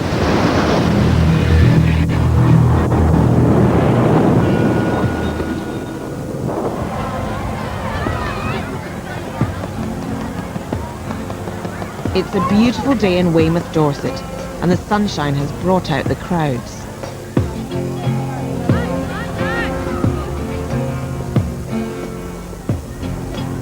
But on such a busy day, it won't be long before someone's in trouble. 23. Coast Guard. We're at Doodle Door, and a little boy has been pulled out in a boat. The tide's going out sort of thing, and he's literally gone round the corner of the rock. It's literally just happened, but we're worried to death. Yeah, don't worry, the lifeboat is going, and it should be there very, very soon. The inshore lifeboat is launched. 2 small boys are stranded on rocks after their plastic dinghies burst. One of the boys' dads tried to rescue them, but he is now also trapped. Matt Cridland's been a lifeboat helmsman for 5 years. He knows the stretch of coastline well, so finding the children is easy, but getting them onto the boat is another matter. Winchman's on board, been on board for 15 minutes now. The trawlerman's still breathing, but they don't know the extent of his injuries. What about your legs? Okay? Arms okay? He needs urgent medical attention. But lifting him off the trawler remains very dangerous. So they're going to move him onto a lifeboat with a purpose-built deck for winching. Just need to cut this away a bit so I can see what's going on, yeah? Hurry up, please. Right, he's going to need a stretcher, isn't he? Sounds like the guy's still conscious. Yeah. Well, he must be if he wants it. Positive, yeah. call when you can. Give me some pain relief, please. I haven't got any pain relief I can really give you. If it's to do with the lungs and I give it Entonox, it might make it worse. Steady, steady, steady, steady, steady, steady, and contact. Moving the injured man causes him further distress, but it's necessary for everyone's safety. You all got it? Yeah. It's time for Matt and the crew to try and rescue the two small boys. Okay, listen in. What we're going to do is we're going to drive in, nose first onto the rock, one at a time, as quick as possible, into the boat. Go in, nose on, whip them off one at a time. I'm going to try. Are you going to hold for all three? If I can, I reckon I'm going to struggle here. Quick as possible, quick as possible. Whoa. To make matters worse, one of the lifeboat's two engines has failed. Okay. Good luck. Let's go. Okay. One on. Okay, man. Okay, chill, chill. Okay. Lift him up, Mark, because he's got cash feet and everything. To rescue the other two casualties, Matt decides on a different approach. Roddy, get the anchor. 5 minutes. We're going to turn around, drop me anchor and veer into you, okay? It'll be easier. The anchor will steady the boat and give Matt more control over how close he gets to the rock. Place that first, Mark. You happy? Put your daddy in there? Yeah, well, we're going to go and we're going to rescue your daddy.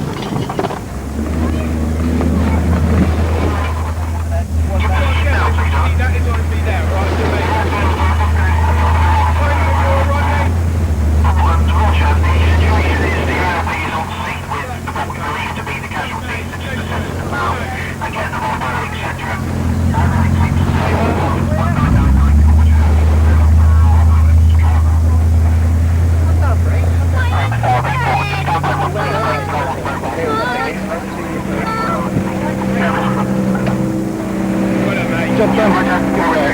You alright? Just wrap it around the two with them, just like over their shoulders, yeah. The boys are grazed and shocked by the ordeal. All that now remains is to reunite them with their family. Good work, guys.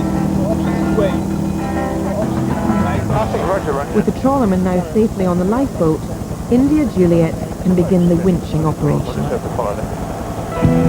Steady. 2, 1. And steady, steady, steady, steady, steady. Just get it on the next bit. Nice five. Right everyone. Yes, because he's on his side, so he's quite an uncomfortable looking position to start with. Right, just a touch. On. Clear the deck, leave the roof there. Just come up, right. Stay the time. 30 steps up below. Visual the time, but still. 5 foot below. Roger. 3 foot below. Take it very slowly because it's 1. They suspect he may have fractured ribs and a punctured lung.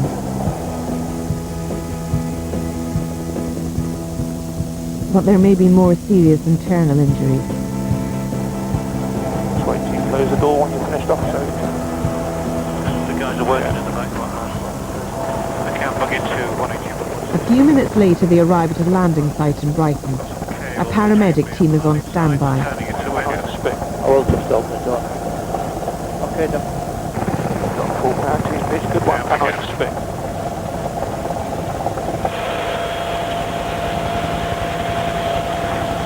And you're all clear down. The crew of India Juliet have done their job.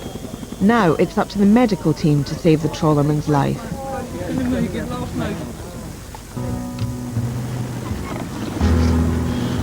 Quick as you can to get a byline on for us, Rodney. Even if you go to one of the poles, just jump up. Matt brings the children safely back to the harbour, ending a mother's nightmare. It was such a beautiful day, and when I didn't see him resurface, it's like the whole world just stops. And I know I've heard other people say that, but a second seemed like a lifetime, and you just feel any minute they're going to pop back up, and everything's going to be all right and the clock's going to start ticking again, and it didn't happen. Didn't see him.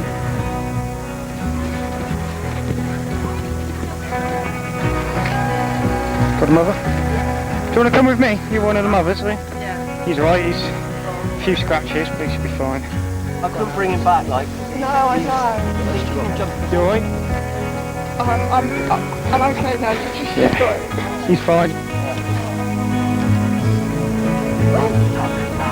We're extremely grateful. It's not a day I want to remember.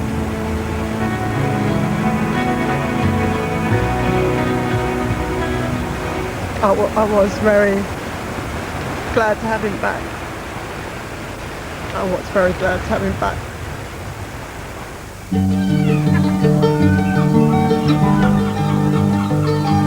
Weymouth is home to 2 RNLI lifeboats. The fast response inshore craft, now back from rescuing the boys, and a 44-ton all-weather boat used for offshore rescues. The lifeboats are crewed by 26 volunteers on permanent standby. Today, they are responding to a distress call from a yacht with engine problems in the middle of the English Channel.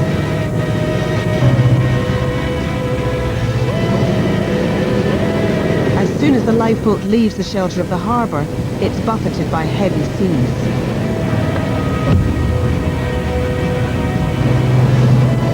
They are looking for a 22-foot yacht in 250 square miles of sea.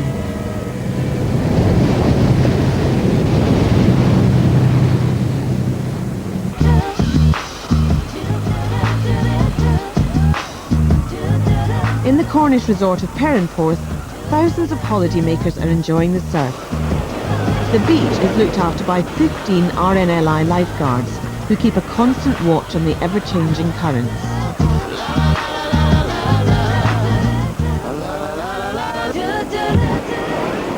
We've been in a few times already, so just a lot of water movement. Even though it's only small and fairly calm today, there's a lot of undertow for some reason, so it's catching a few people out.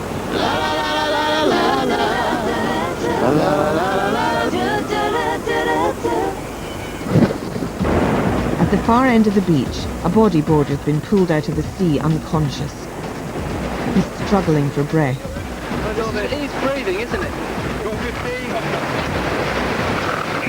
I don't know if you can maybe get the air ambulance. He's close to death. I think we should cut the wetsuit down here, give him maximum chest. They must clear his airway to help him breathe. Have we got the helicopter coming? Yeah, I've requested it. Bodyboard, but he was like just floating on his back. Yeah. And I went up to him and he was like foaming at his mouth. Okay. So I just like put my man head, gave him a bit of mouth to mouth. Yeah. Don't know how successful we were, but hopefully it helped a bit. A paramedic team arrives within minutes. Now, the priority is to stabilise him and get him to hospital as quickly as possible.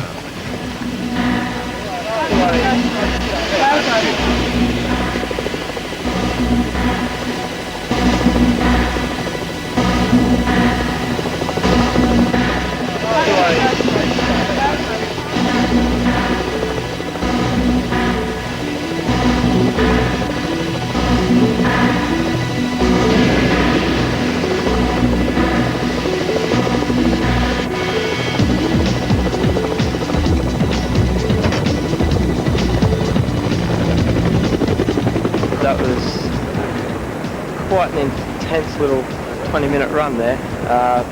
People that have seen him and things like that, it seems like he may have been in the water for up to 5 minutes without breathing, so he's going to have a bit of a run in front of him in hospital, I think. Thanks to the lifeguard's quick response, the bodyboarder made a full recovery.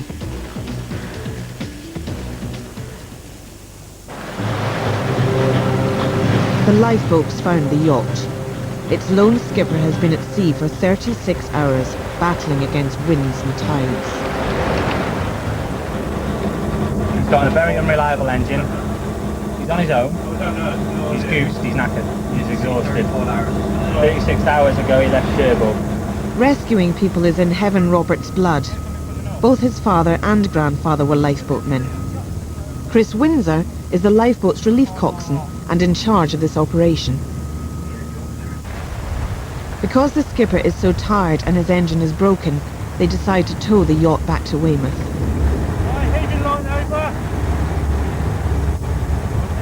They begin the long journey home.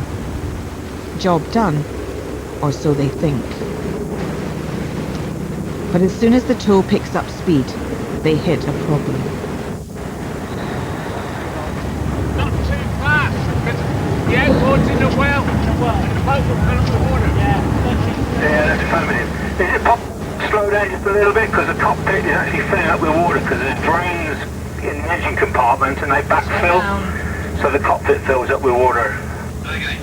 Yeah, if you could tow down, perhaps, slow down just a couple of knots or whatever. Only, it's all awash here at the moment, over. Can't go back at 4 knots. Either once you tow back or you don't. For safety, the lifeboat reduces its speed, but this means the tow will take twice as long as it should.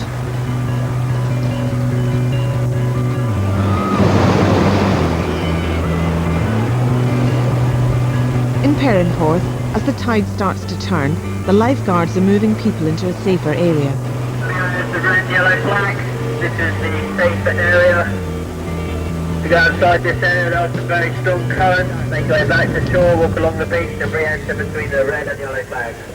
But the incoming tide has already claimed 2 casualties. 2 local women, Tina and Jess, had dashed down to the beach for a quick swim, leaving their clothes locked in the car. Now all they are left with are jackets borrowed from the amused lifeguards. Sorry, you got a lot. I buried my keys in the sand and went for a swim, came out, keys are gone. This is a bit silly. I buried my car keys in the sand at low tide. Yeah, tip of advice to all holiday makers. How did you even never mark bury your the car sand? keys in the sand? How did you mark the sand? Hi, can you give me the number for the AA, please? Yeah, right. Well, they're in the sand, somewhere on the beach. So how do you feel at the moment then? Cold and silly. Quite simply.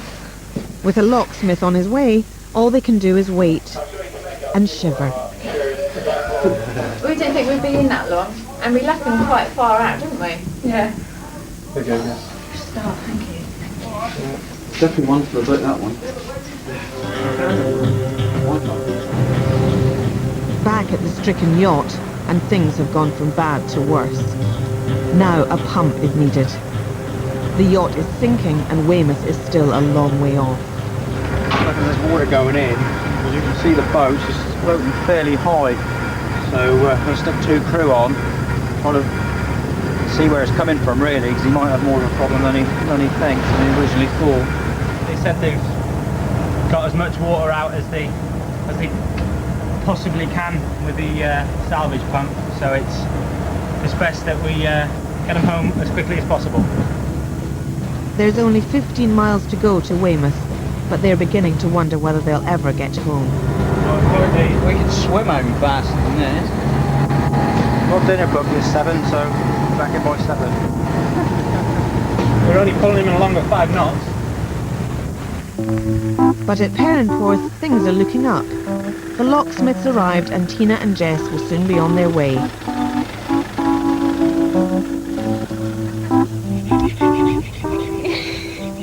Yeah, it's quite cold. Yeah, and we were in attractive yellow surf lifesaving coach tops and somebody else's towel. No, the keys are buried on the beach, but the locksmith's cutting another key for us. No, I won't. No, I'll hand my keys into the lifeguard next time. Getting really quite cold now. Goodbye.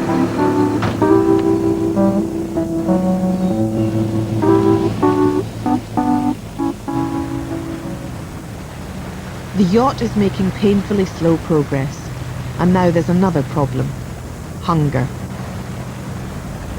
But getting food to the yacht requires a cunning plan. Got a couple of hot cans for them, so Chris has come up with an ingenious way of transporting it to them, which you'll soon see. Must have battery on board, don't they? We're going to scoop the fender down the rope, down the tow line, and have another line coming off of it with the food on it. If we put a big eye in that end of the line, they must be able to grab it with a boat hook or something like that. Still over, isn't it? Ready?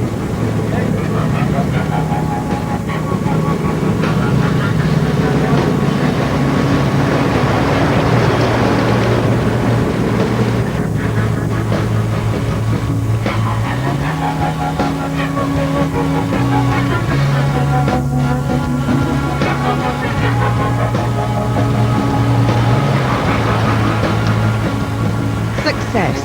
The crew have some food, but Chris is going to miss his dinner.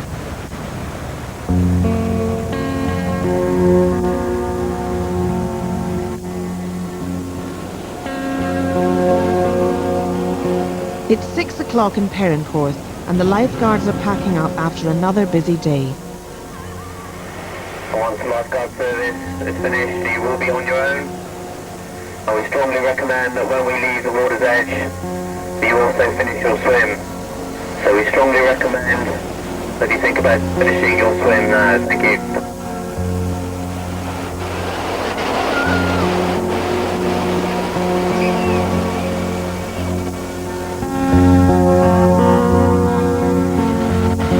India Juliet's on its way to another job, this time to a cruise ship passenger who needs urgent hospital treatment. Ex-Navy pilot John Rooney has been called in from home. There's a 70-year-old male on a vessel 20 miles south of Poole.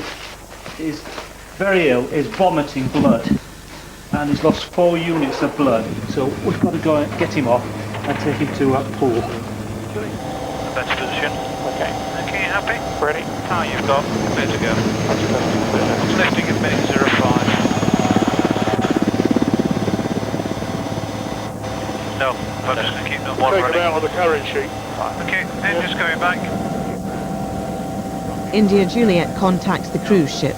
Artemis, this is Coast Guard Rescue Energy, over. Just want to know what the state of your casualty is at the moment, please, over. I've just heard from the doctor that the patient has had another bleed, but his condition at the moment is stable, over. Okay, roger. We'll obviously assess the winch. Crewman Nick Horse checks out the ship to find the best place to winch down to. Okay with that, okay? Okay. Following you through, that's him there. Yeah, just behind the... Yeah, he's going slower than I was told. Rescue Energy, that's all copy, thank you. Right, 700, we'll stop just above 5 here, so... Going down to 5. Yeah. Okay, still got the bar up. Okay. Bit of winch. Right, you're winching out. Right. I'm steady on my course now, 315, my speed 14 knots, over. Steady, contact. The stricken yacht is finally approaching Weymouth Harbour. 7 hours now. It's a long time when you're going this slow. We're going to get ready now to you alongside. But the skipper's problems are far from over. They've been pumping out water all the way home, but it's still coming in. Right, there's a fair bit of water coming in on the way in. Speed it up and it's coming straight back in. Yeah, we just couldn't keep on top of it, really.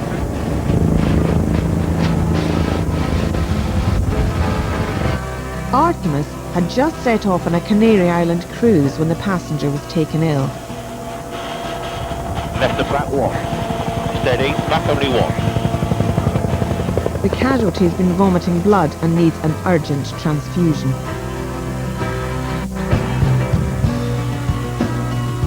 He's got a bleed somewhere in the top of his stomach.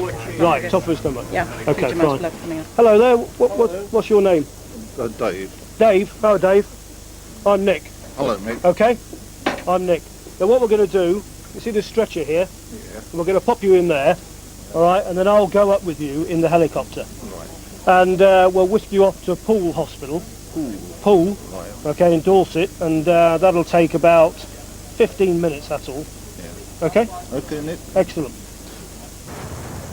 The yacht has arrived in Weymouth. Good job that he called us when he did. He could have been in a lot more trouble, yeah, especially sort of single-handed without our pump on board. But with a flooded cabin, the skipper Phil Kirby has nowhere to sleep. How are you feeling now? You're tired, yeah. Like you say, knackered, soaking wet. Yeah. Right, what we'll do, let you sleep in the boathouse. With a toilet and everything in there. That'd be alright. Yeah, yeah. We'll get you, Coasty's got some blankets and things. 43 hours after leaving France, Phil can finally get some rest. The journey may be over for Phil, but it's only just beginning for Dave. Okay, what we're going to do then is winch you up with me. A little bit noisy, a little bit, you know, dark and a few lights and things, but don't worry about that. It won't take long to get in the helicopter. Okay, we got everything? Everything all detailed, yeah? Okay. So if you'd like to slowly, have somebody pick that up, please.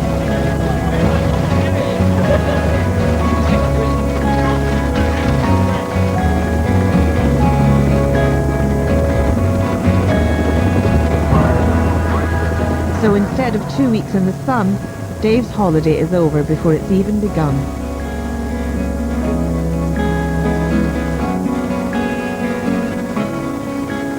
He spent 8 days in hospital and is now home and well. When I got to the hospital, they gave me a couple of units of blood straight away and all sorts of tests. It's obviously something I'm not going to forget, even though I'm past 70 years and 10. It's likely to remain in my memory, you know, for the rest of my life. Steady, steady, steady, steady, steady. You can get some of that. The trawlerman Chris Otter broke a shoulder blade, smashed 8 ribs and punctured his lung. Back in Holland, he's been off work ever since. That was extremely painful. I couldn't believe that a human body can have that much pain. The only thing was going through my mind most of the time was my baby boy. I don't want to see him again. I had to stay alive for him. And I think that kept me going. Spencer's mum's still a regular visitor to the coast, but she's learnt one good lesson about plastic dinghies. We are never having those boats there, ever. It happens in a flash. I would say to any parent, don't buy them. It's not worth it. It's not worth it.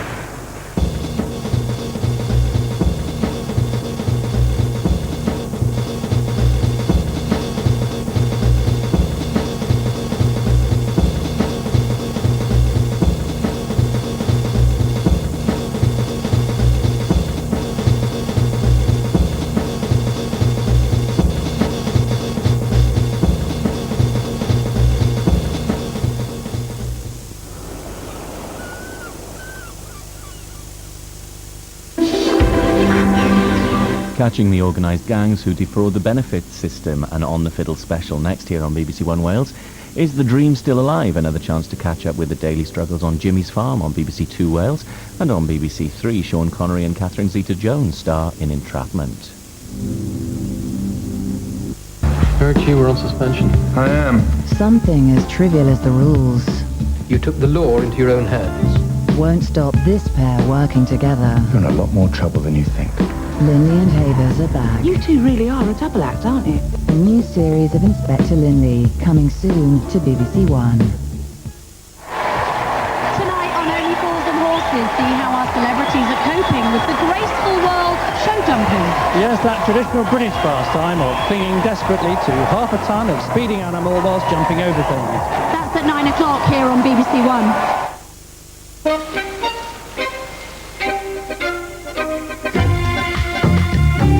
And another celebrity faced a massive challenge for sport relief. Follow David Walliams on his swim across the channel. Little Britain's Big Swim is tomorrow at 8.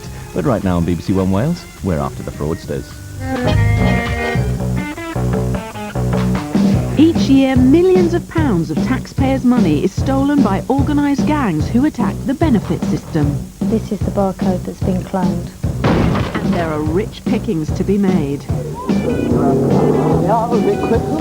Trying to beat these criminals are not the police, but specially trained civil servants. The difficulty we've got with this gentleman, he's allegedly violent.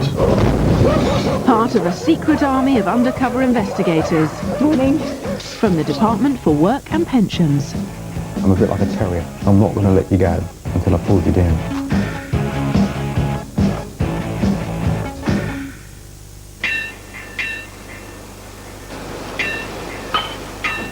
Each year, £110 billion of benefits are paid out by the Department for Work and Pensions. But £2.6 billion is lost to error and fraud. Some of that money is stolen by increasingly sophisticated gangs who intercept gyros and benefit books on the way to claimants. The head of the DWP's National Response Team is Chris Hare. We seek to recover money, we seek to take out criminal gangs, and we seek to remove people that are using false identities to attack the benefit system. What the serious and organised fraud team do is cross boundaries, so we will follow the criminal wherever the criminal goes in the country. Chris's team are investigating a benefit fraud hotspot. We identified that in London, certain areas were losing up to 30% of what we call the instruments of payments, our gyro checks and order books, that was destined for pensioners, income support, job seekers. That's 30% of the gyro checks and books not arriving. It's summer 2004. Stolen benefit books and gyros have been turning up at a parade of shops on Park Lane, North London. It looks as though the books are sold on. They can then be cashed for up to £8,000 each. So, Department of Work and Pensions issue instruments of payment in the form of gyro checks and order books, and they are issued via a Royal Mail delivery system. Ideally, those instruments of payment arrive with our customers. Now, unfortunately, we know that there are leakages, thefts, what we call lost in transit. Now, in this particular case, we have Park Lane, where we know some of our instruments of payment have been taken by, we believe, two subjects who could well be employees of the Royal Mail. We have people coming in to buy those goods that have been stolen and then take these to be cashed at post offices, and in particular we would like objective one to be to identify the subjects here that are potentially stealing from and delivering to. Another primary objective is to identify the man who we know is trading in those books once he's taken possession of them. Day and night on the parade on Park Lane, hundreds of stolen gyros and benefit order books are openly changing hands for cash. The investigators seem to have found the centre of operations for a major fraud syndicate, and they're secretly recording and logging their every move. He's actually received the package from the person in the passenger seat. They need to clearly identify the buyers and sellers and establish how the stolen post is getting into the hands of the syndicate. Just once. There he is. He's arrived. So I need to log that because we haven't got them on this. It's been there both weeks, 17th and the 26th. He's got combat trousers on. Is your postman have combat trousers? Yes. On? I wouldn't be surprised if it is, but no, it's a hairdresser. Is it? That's Sam. Which shop? Yeah. That's supposed to be. Yeah? Yeah. Did you get the corner space? Yeah. It definitely have. You see that micro there? White micro. Yeah, focus in on that because it's got the what looks like a postman's jacket in the back. This is the bloke who we've got to go back to, but this is the one who was in the hairdressers doing some deals. But then Rick did a walk past and it was a Royal Mail uniform in the back of the car, and he drove it and another man got in the passenger side. So you would assume that one of those two is a person. But it's not just the parade the team are watching. As soon as any of the buyers or sellers leave, the department's mobile surveillance teams take over. They work in pairs, covertly following the targets, tracking everywhere they go and everything they do. We don't know whether he's likely to be surveillance aware, so we always assume that there will be. It's not just a matter of our subject not noticing us. You don't really want anybody to sort of notice you, because the word will get round that something's going on in the area. You know, we want to remain as covert and as ordinary and normal as we possibly can. The very worst thing that can happen really is that the target confronts you and asks you why you're following him, and that's not been a good day. Yes, the subject vehicle is heading along Park Lane. They're watching for any evidence of their subject's illegal activities. Total loss at Craigmount roundabout. He's held at the lights at pole in the near side lane, lights currently on red. There it is. Subject vehicle's on the left. They are a bit quick on that. Whiskey 2 thought is now out. Subject is heading towards the post office. The investigators believe the stolen benefit books and gyros end up being cashed at post offices around the country, a con known as kiting. From the cash machine, I don't think you did a transaction there, Leslie. Whiskey 2, Whiskey 1 receiving. Yeah, we have eyeball on the... They'll follow their subject for hours at a time, day or night. That is that. One objective is to house the subject. With a home address, they can then put a name to the face they've been following. There he is, going up the stairs now. You see him? If we really look, you'll get a better view. Oh. Yeah, from Whiskey 1, it's a stand down. Through surveillance, the team are now discovering the fraud involves credit cards and checkbooks, as well as benefit books and gyros. It's estimated this gang could be responsible for fraud totaling £5 million. This one operation is going to be bigger than anyone ever imagined.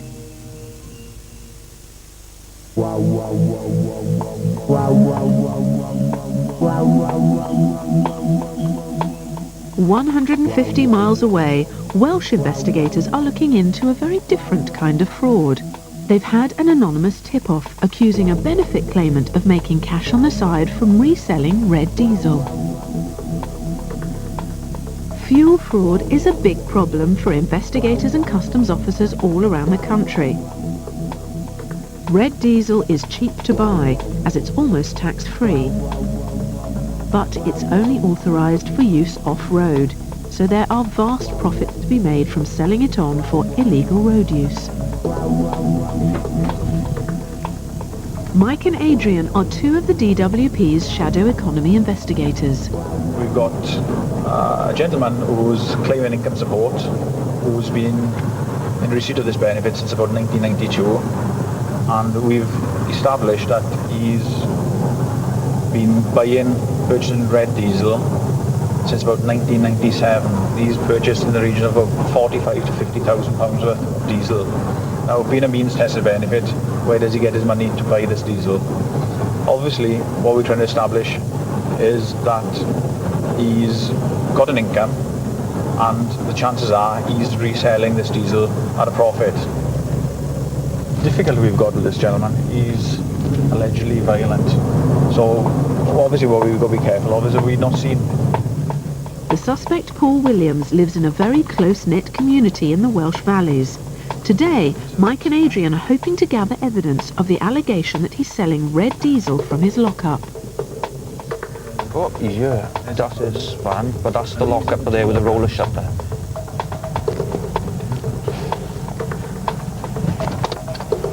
Not wanting to draw attention to themselves, the investigators are leaving a car fitted with covert surveillance equipment to monitor what's going on. It's recording now. Leave it here. See what it's like later on. And it's well away from his house, so it doesn't really... you can't see it from here. Like this ideal situation. And nobody's going to block us in with the like.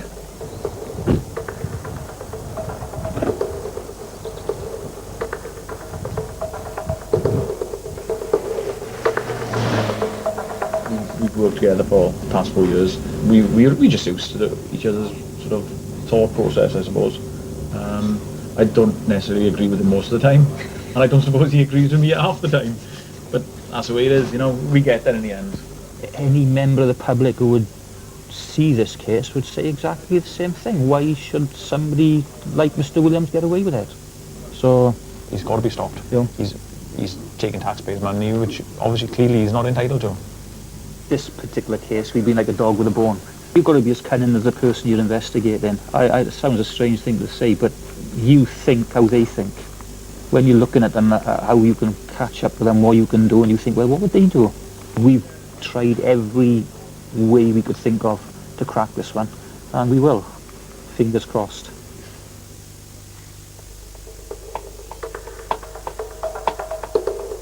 The camera does capture their benefit claimant carefully polishing an impressive trike, but not selling any red diesel. Mike and Adrian need to discover if the suspect is connected to any other addresses in town.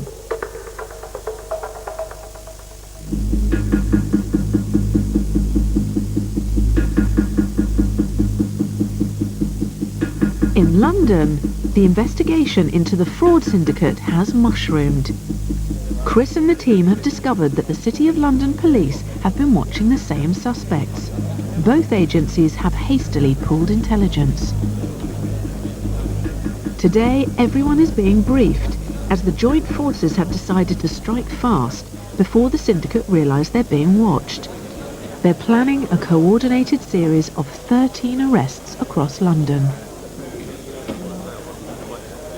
It's certainly one of the biggest jobs I've been involved in, and this is the culmination of lots and lots of hard work. The focal point of the inquiry. Joining the DWP and the police are investigators from the Post Office. In overall charge of the operation is Detective Chief Inspector Richard Jack. Against the key people involved, the people who are supplying and the people who are distributing. They've identified one man they believe is the ringleader. This is our principal subject one. He is trading in checkbooks, credit cards, pension books and benefit books on a large scale, and those benefit books and checkbooks are being what we call kited up and down the country on the motorway routes. From the moment that they disappear, it takes 2 days to alter them, and then they're cashed. So they're even being cashed before they're reported lost or stolen. It's been done in the street, it's being done in motor vehicles, and it's being done in the 3 premises, we believe, that are adjacent to this. And some of these people you arrest today may work for the Post Office. Their uniforms and evidence of their employment as such is crucial in the investigation. Now, we're going to cause a bit of a stir in Park Lane today. Make sure you're wearing your stab-proof vests. In some of the boroughs you're going on, it's a mandatory requirement, and I suggest for this operation, it's also a mandatory requirement. I want you to all to be safe and come back in one piece.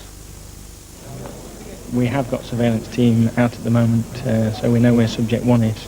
We do know that as recently as last night, there was still trading and dealing going on in and around the plot. So we've done everything we can to plan. We just hope that the players turn up.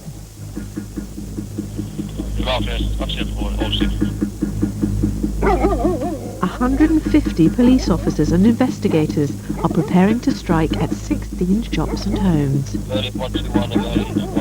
This will be the largest operation the DWP have been involved in. Timing and the element of surprise will be everything if all the subjects are to be arrested.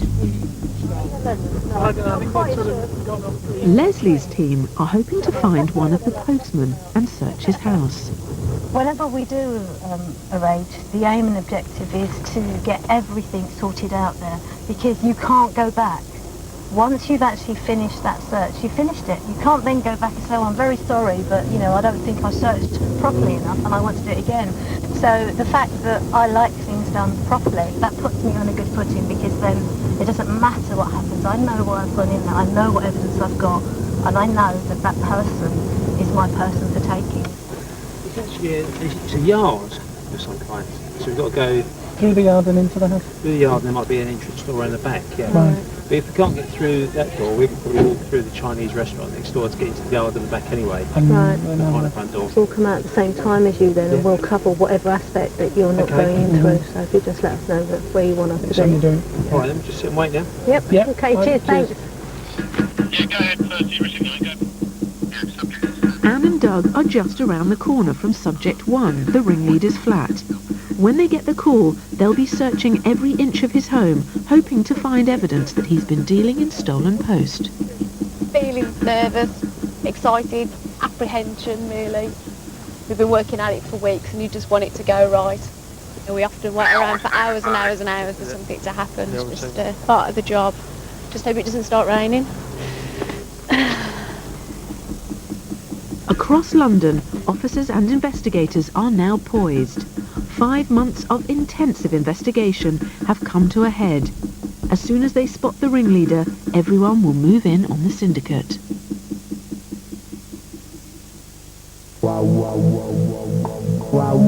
In the Welsh valleys, Mike and Adrian think they're onto something. They're heading for a tyre garage where Paul Williams has been spotted. Not the most pleasant of places, hate this place. You see left? Yeah, you're right. So, totally blind. Go on, keep going. Alright? No, a bit more. I can't go much further, you bloody see it. Plenty of room. Whoa, whoa. Lovely. Got it? Yeah, stay here for a sec.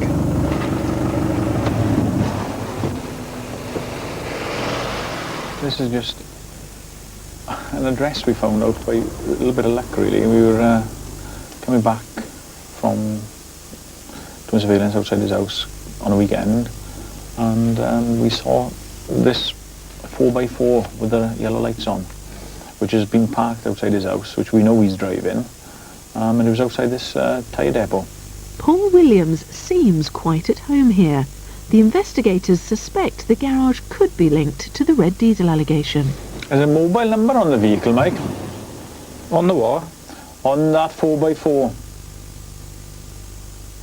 Yeah, I got him doing something to a car. I got the index number of the car. Is it him? I think so, yeah. Mike and Adrian now have another lead to follow. All right, done. Done? Yeah. But they don't want to wait around and be noticed.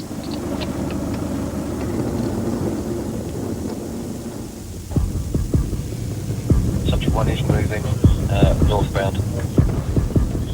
In North London, everyone is on the move. The police are simultaneously hitting 3 premises, a barber's, an import-export business and a corner shop. As DWP investigators have no power of arrest, police will have to control the area and the suspects. Hi, I'm the DWP, so I'm here if you find anything you're not sure about. Rue is one of the first DWP investigators to arrive on the scene. I'm from the DWP, so if you find anything and you want... Subject 1's been taken, subject 4 and 19 from the barbers were both there. I don't ever slow up, no I don't take shit. I got no love for the fakeness. If you wanna play tough and wanna hate this, I'll always show up. I don't ever slow up, no I don't take shit. I got no love for the fakeness. If you wanna play tough and wanna hate this, I'll always show up and make a... Hoping to discover some of the stolen post that's been changing hands on the parade. Are you still a postman, sir? He's not anymore. You go get him. Okay. Nice to find some documents in there as well, isn't it? If nothing is found, proving the extent of the syndicate's involvement in the fraud may be impossible. Yeah, that's not a problem. As the search continues, Subject 1, the ringleader, is being booked into the police station. Do you want a solicitor? Yes, do you have your... Shambi Ewer is a 34-year-old Congolese man. Right, pay attention to me because I'm going to count this in front of you and what's going on there and you've got to sign for it, okay? If the teams can prove conspiracy to defraud, Shambi Ewer faces up to 10 years in prison. But they've no idea how well the syndicate has covered its tracks. There's no coins. We'll put this down as his...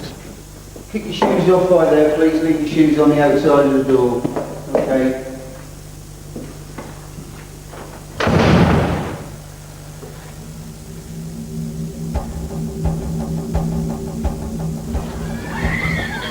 It's always worrying. Seeing the kids screaming. With Shambi Ewer in custody, Doug and Anne's team have been given the all-clear to enter his flat.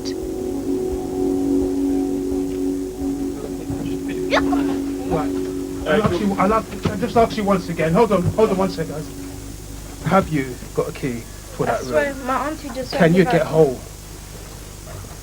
of a key for that door? No. Because otherwise you'll have to be forced open. So you cannot. You're saying you cannot. That she went out with the key and I don't have her number. Right, you'll have to be forced open then in that case. There is clearly a lot of money around, but nothing obvious to link Shamba Ewer to the fraud.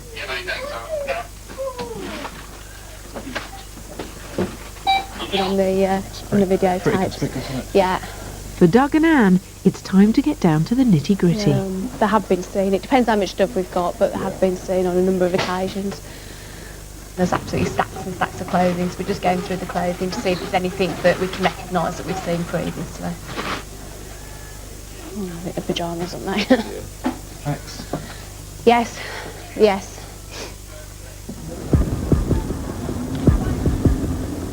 Leslie and the team are moving in on one of the postmen they've been watching. They've been told the man's been living behind some shops.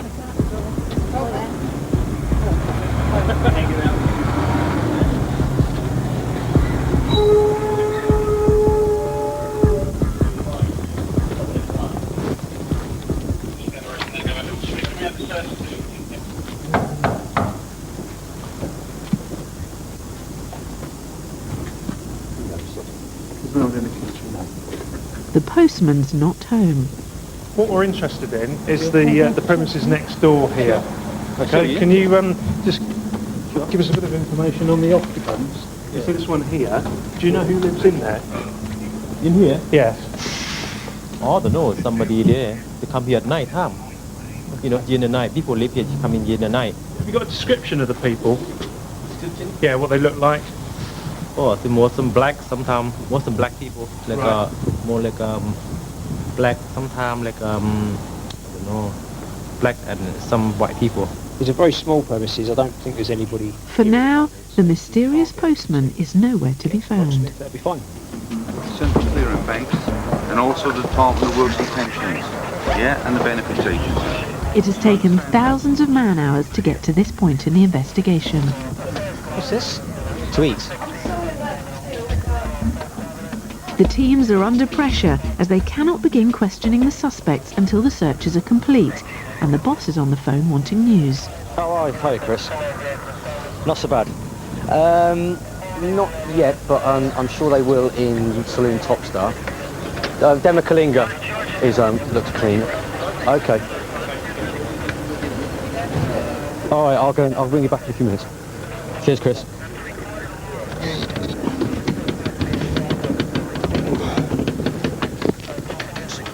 How we doing? Sorry, I just had Chris on the phone. Finding much? Bits and bobs, some plastic. Is that a razor blade on it? Yeah. They found a couple of razor blades which they use for actually manipulating the gyro checks. They will scrape the ink off and then reprint it with either Electroset or something like that to whatever value and whatever name.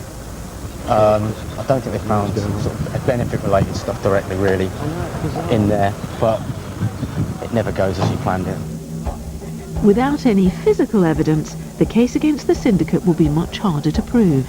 If he's not got anything on him, then he can be released, yeah? Okay, thanks a lot. Dave, you've got a case of the card as a The hunt for the postman from the small house is shifting to a new address where his mum lives, and Leslie has a cunning plan to lure him in. Perhaps we can just get his parents to ring him and tell him to come and visit, and we'll just wait there for him. Make it nice and simple, and then he can take us back to his home address, yeah. I don't think it worked like that. Well, you never know until you try. You know, the sheer cheek of it might get the man there. Dodgy this, with the wall crane. DWP investigators have to be prepared for anything. We're pretty much on show at the moment. There are a number of youths around, and this is not a particularly good place for us all to be for any length of time. Investigators are not expected to put themselves at risk in the line of duty, but they often find themselves in confrontational situations. Got a warrant searched. I'll come and speak to your mum. If you haven't got, I'll come and speak to mum before anybody else comes in. Okay? What the is this? What is this? Can you move it, please? Man? All right, calm down. The police need to find out if the postman is in and quickly get the situation under control. At the home of Shamba Yua, the ringleader, the other search team have found some high-value property, but there's still no sign of any gyros or benefit books. 4 LCD 17-inch monitors, 4 actual computer units, brand new, they're still in their boxes, they haven't been tampered with. Expensive possessions are sometimes seized to offset the department's losses. We've got mobile phones and quite a large wad of cash, so quite pleased really. We're just getting it all booked in to make sure it's all done properly and there's no errors, so then we'll be on our way. But before they go, there's another discovery. Eric, these are the keys for it. What we've done, we found some keys upstairs earlier on for a car, obviously. And we didn't know which car they belonged to. To me, they look like Ford car keys. But we've now found in the kitchen an old dish receipt for a Jaguar. But subject 1 has been seen driving that Jaguar on the plot. So now we're going to go and search the Jaguar as well. The thing with the car, it's indicative of living above your means. I don't suppose at one moment it's insured, but the running costs of petrol alone, it probably does about 12 to the gallon around here. Well, take it upstairs and check this. Yeah. I think we should have the car. Yeah. At the postman's family home, the painstaking search continues, and Leslie is doing her best to keep everyone calm. So far we have found Royal Mail staff, a reflector jacket and I think a uniform as well. We've taken a number of payslips because they show different sorting offices that he's worked at. It's not only been one, and it goes back a while as well, so that may tie in with our investigation as well, depending what the dates are. And they found their missing postman. Yeah. I mean, no sense.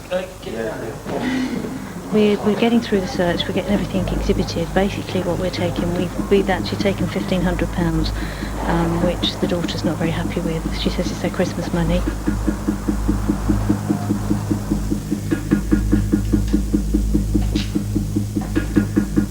When he gets to the police station, subject 18, whose real name is Richard Iyengar, is stripped of his postman's uniform. So far, the ringleader and 7 others have been arrested. Suspects can only be held for 24 hours before they are either charged or released, so everything depends on the search teams. Do you want a cup of tea or coffee or anything? Toilet roll, yeah, no problem. Do you want a cup of tea or coffee?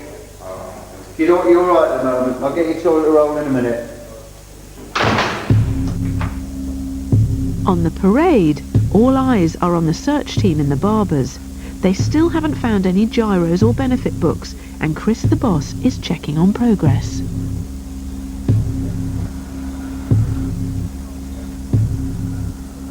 And then, after 4 hours of searching, they make a discovery. Oh, look. Gyro. A DWP gyro. Hundreds of them. Tell Chris. Yeah. Lovely. This one's for Chris. Well, I'll tell you, mate, we deal with them. Hiya, Paul. We've just found benefit gyros, untouched that it looks like so far. A Louis Vuitton carrier bag down by the side next to the grey bag. Oh, it definitely, yeah. It's a big wad. We're pulling out more gyros as we speak. But yeah, loads, absolutely loads of it. So it justifies us being here. Yeah. Across all the properties, they seize 58 stolen gyros and order books, 43 stolen credit cards, 36 checkbooks and 2 false passports. Investigators now have all the evidence they need to charge the suspects and take them to court. The Department for Work and Pensions loses £7 million to error and fraud every day. Stolen benefit books and gyros are big business, with forgers altering income support cheques up to a value of £400. All cheques, whether genuine or counterfeit, end up in the DWP's secure vault. Under UV light, a straightforward counterfeit cheque is easy to see. On the legitimate order book, it has this light wave that's going all the way through the paper. So you know immediately that that is a legitimate order book. On the counterfeit order book, it just takes the light all the way through it. It's got no security item in it, no wave along that part there. But some forgers are becoming more sophisticated and are even able to clone the security barcode from a genuine book onto a counterfeit one. This is the barcode that's been cloned, and this is made up of a national insurance number, the code for the benefit, and the serial number of the order book. One case the DWP has been investigating for 3 years is a criminal network that organises kiting runs up and down the country, where people cash counterfeit gyros or benefit books in unsuspecting rural post offices. Right, that's the other one. But I think I've got her on this one. She's coming through.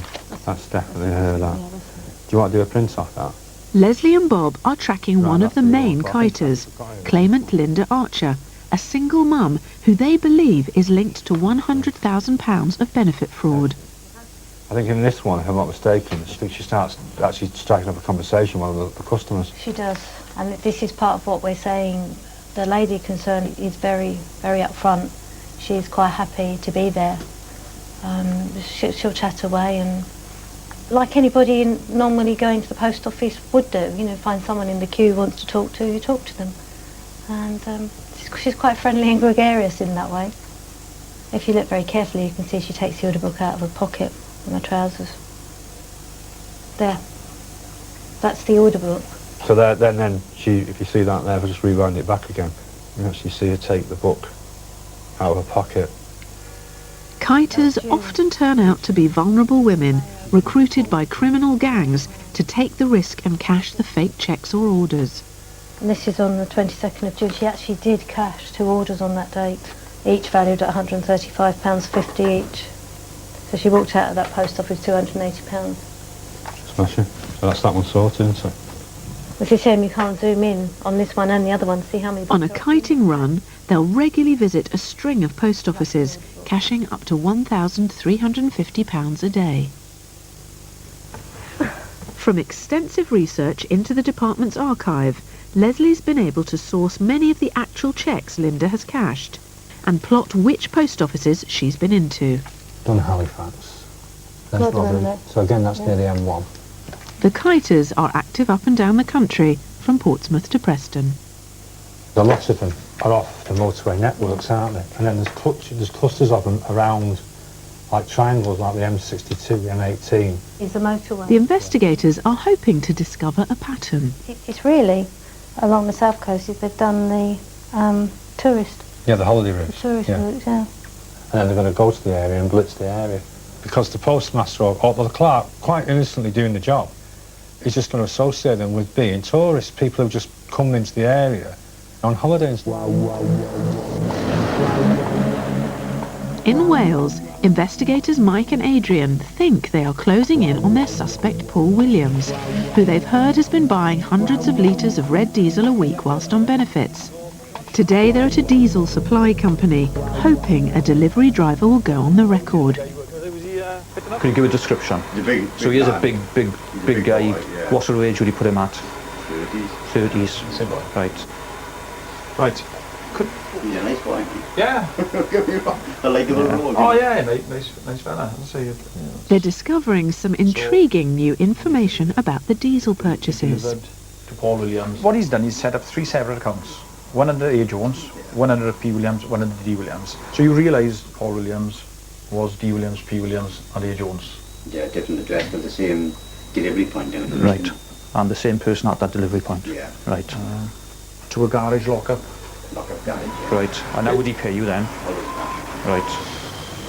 From our purposes, that was obviously a good result for us, because the problem you would have with something like that with 3 different names for deliveries is tying it up to one person. Mike and Adrian are going to see their lawyer to check whether they now have enough evidence to bring him in. It's definitely him. Definitely him. Well, 100% certain. And he's on the portals anyway. Yes, everything's the same now. Yeah. And we've got drivers who can identify him from 2 separate companies. think we've got more than enough here. Background is, I received an allegation about 18 months ago. But this chap, selling red diesel, obtained witness statements from the fuel distributors, about 4 fuel distributors, and drivers, who've all linked Paul Williams to the purchase of this red diesel. If we're going to have to prove benefit fraud on the part of Williams, you've got to prove that he's actually receiving some sort of income. The fact that he's had red diesel delivered since 1997 would not suggest he's committed any offence on the basis he's actually receiving it. You've got to show that he's actually selling it on somewhere else or delivering it on somewhere else. So you've actually got him physically doing something to get rid of that diesel. We were hoping, obviously, to see if we could finish it today, but let's get back and get some more evidence, try to prove the resale. All right, Al, thank you very much, buddy. Yeah, thanks for your I don't know if you want nothing else to say there. That's it. Right, come on, let's get out of here. Go away and go now. Aye. Sobering thought now, we've got more work on this one. Oh, right.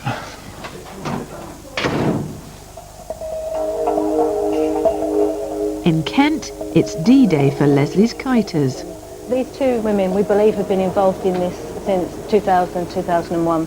So it's been She's briefing a police team in readiness for a dawn raid. The amount of losses to the department is over £100,000. We believe they are the encashers. They've now tracked the kiters' activities over several years.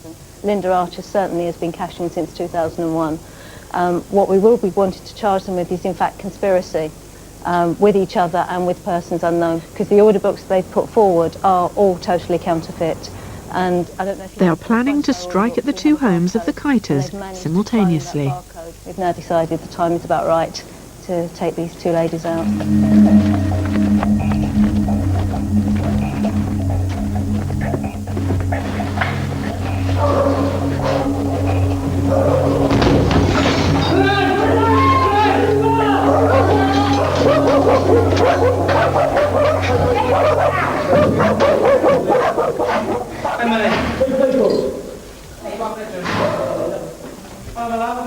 Morning. Just knock the door though. We're not allowed to just knock the door. Linda, listen to me for a minute. We have to talk to you just for a minute, and then you can make a cup of tea.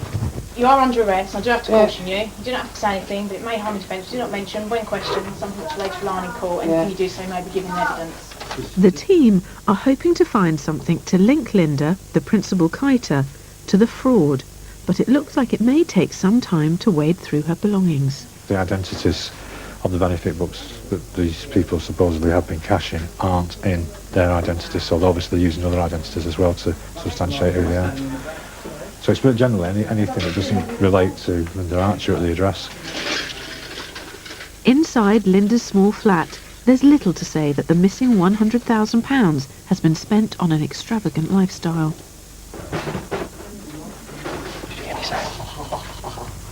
We're going back on for 2 seconds. Hang on, I better get this before you find it. What? What do you want to get? Linda makes an admission.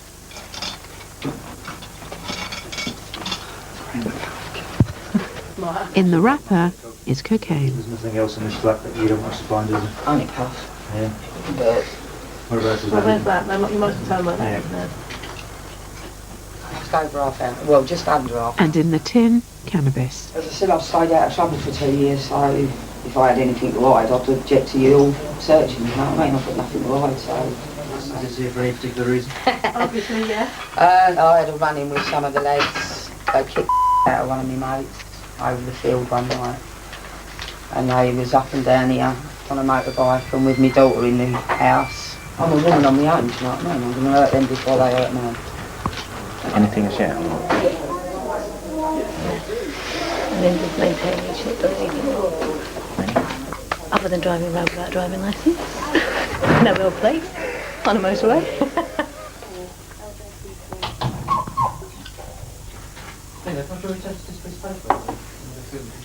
After 2 hours, they found nothing to link Linda to the fraud.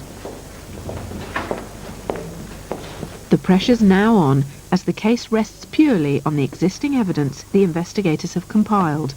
Unless, of course, Linda decides to confess.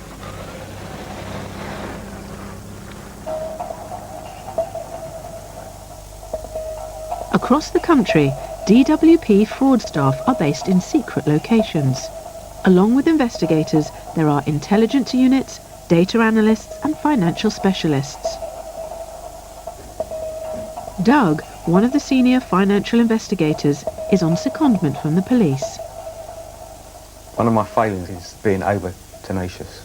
I'm a bit like a terrier, and that once I get hold of the bottom of your trousers, I'm not going to let you go until I've pulled you down. As a financial specialist, Doug travels the country helping benefit fraud investigators detect what suspects do with their money. It appears to be acceptable to certain people to effectively rip off the government by working and claiming or not declaring your assets, etc., etc. The truth of the matter is that they don't rip off the government, they rip off the taxpayer. And that's the crux of the matter, is that it's you and I and the general public that actually lose out because of this fraud. And you look at things in a sort of fairly deep and philosophical way and say, well, if we didn't have benefit fraud, there would be no hospital waiting lists, there would be no shortage of housing. We would have 75,000 extra nurses per year. We would have 50,000 extra policemen per year. I'm very passionate about it because I just don't think it should be allowed to carry on.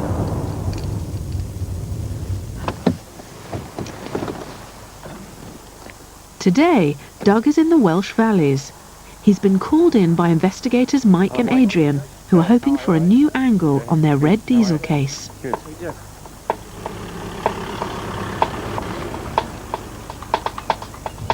Him and 4 members of the family went into the station and pulled 2 coppers over the counter and gave them a good kick in. Doug has requested a drive around the neighbourhood. This is a housing sale which allegedly, the initial allegation was that he was supplying half this place with red diesel. On the left-hand side, right in the end, you see the bin. That's where Paul Williams lives. But that's the lock-up there with the roller shutter. Have you spoken to the local police intelligence officer to see if they've got any aerial photographs? Right. No. Yeah, no, he did say there may be one on the corner on the right-hand side now. This is where the tyre depot is. Now, see, keep it down, keep it down. Keep it down, there he is. Did he look? Oh, I looked. Yeah, that's the service station. Obviously he's running, but he's legit with that company at the moment. Paul Williams has recently stopped claiming income support, and so he's now allowed to work without declaring it. Having discussed the issues this morning and gone round and had a look, there are lots of other options now that are available to us. And I firmly believe that the key to the puzzle is the bank accounts. Right, yeah. Because you can't escape that. As long as it's proportionate and legal, etc., we can ask for whatever we want.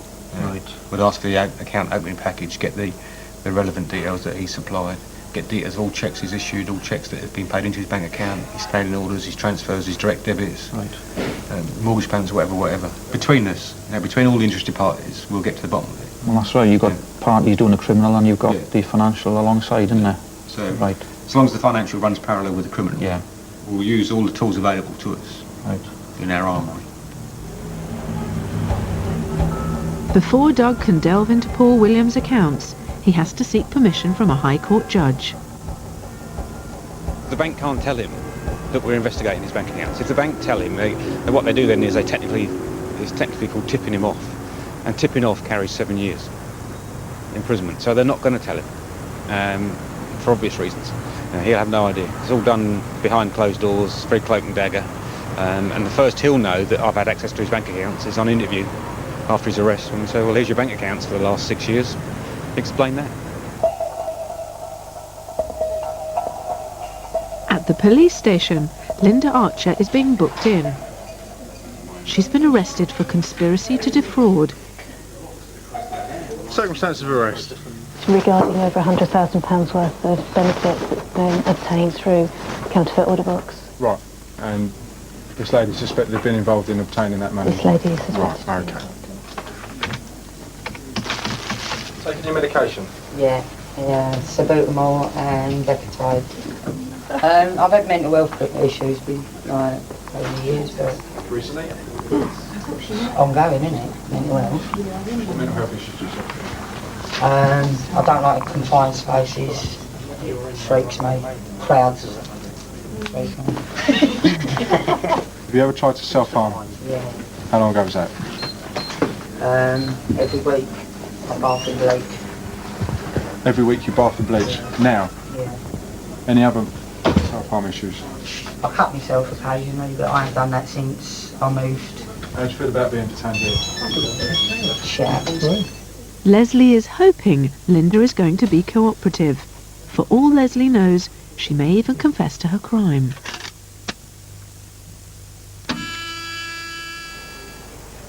During the interview, Leslie and Bob painstakingly present all the evidence.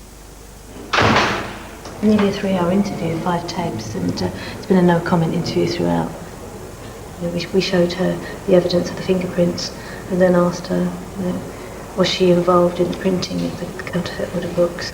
Could she account for why the fingerprints seemed to be on it? Had she handled it or not? And she just no-commented with a little smile, so... The investigators will have to rely on the strength of their existing evidence if their case is going to get to court.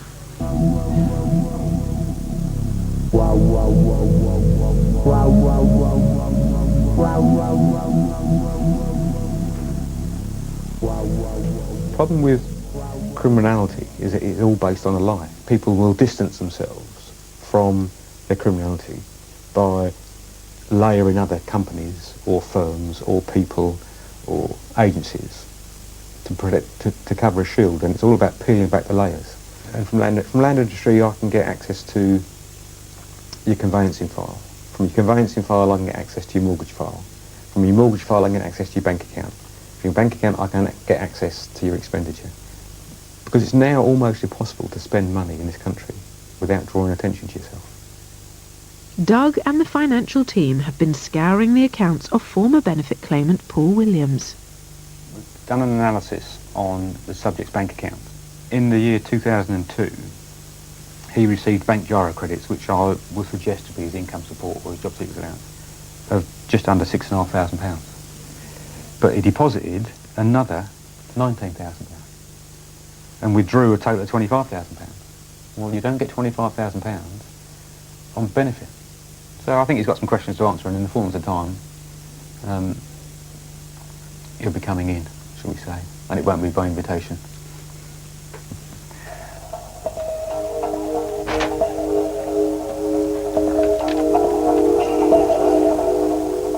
It's taken 3.5 years to build a case against the Kiters, but for Leslie and Bob, the pressure is still on.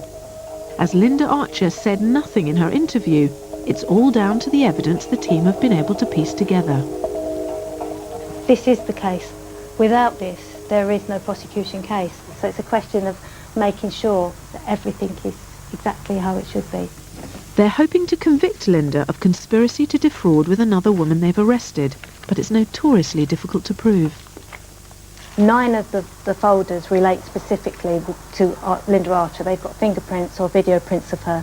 Folder 10 relates to Kim Bontoff, but what will happen is all 10 folders will be disclosed to both defences, because what we're saying is both these women are totally involved throughout the whole period. So you've got the evidence boxes on the bottom. After weeks of painstaking work, the evidence is in the hands of the department's lawyers.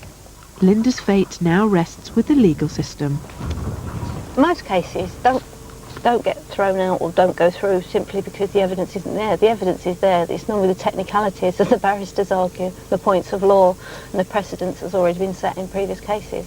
So it's out of our hands now. We've done our bit. We've given all the evidence that is possible. Paul Williams is potentially violent. He has got a history of violence against police officers. Mike and Adrian's investigation into Paul Williams is reaching a climax. I would ask you all to be properly equipped when you deal with him, and to ensure that you restrain him and make sure that he's under control as soon as possible on the street. Today, the DWP, the police and Her Majesty's Customs are all joining forces. Ladies and gents, thank you very much. Good luck, and let's look forward to some good results. In one swift action, they're hoping to arrest Paul Williams and search his properties. But it's Friday the 13th and everyone is feeling the pressure. Adrenaline pumping, definitely. What you don't want is an operation like this just to go wrong. You know, as you can see, we've got a lot of police officers out. There's a lot of customs officers out. We think we've gathered all the intelligence, but who knows? Adrian is with the advance team, who are hoping to arrest Williams the moment he turns up to work at the tyre garage. I'll pick up as earlier. Arresting one. The garage is still locked up. The garage is still locked up. This isn't good though, because he's clockwork. No, he's clockwork. He's just wrecked his routine. Aye.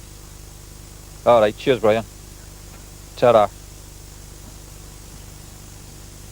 What, they searched the garage? No, they're waiting for him to turn up.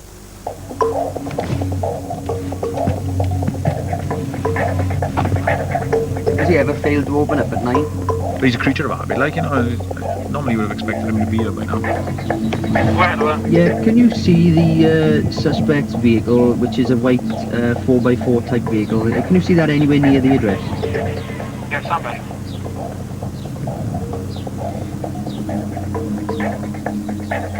Well, if he had the blue overall on, it's going to be him. Yeah, full all-in-one overall. That's him. That's him, yeah, definitely. That's right, I'll speak to Adrian now. Ta-ra. And he just come out of his house, spotted the cops. He ain't going to move now, is he? Adrian's arrest team is quickly redirected to Paul Williams's home. Bottom house, right on the bottom. Yeah, on the bottom left-hand side. Pull in this side, I think. We know good. Okay, arresting one over the minutes. We know outside. We know good. I'll hang out here for a sec.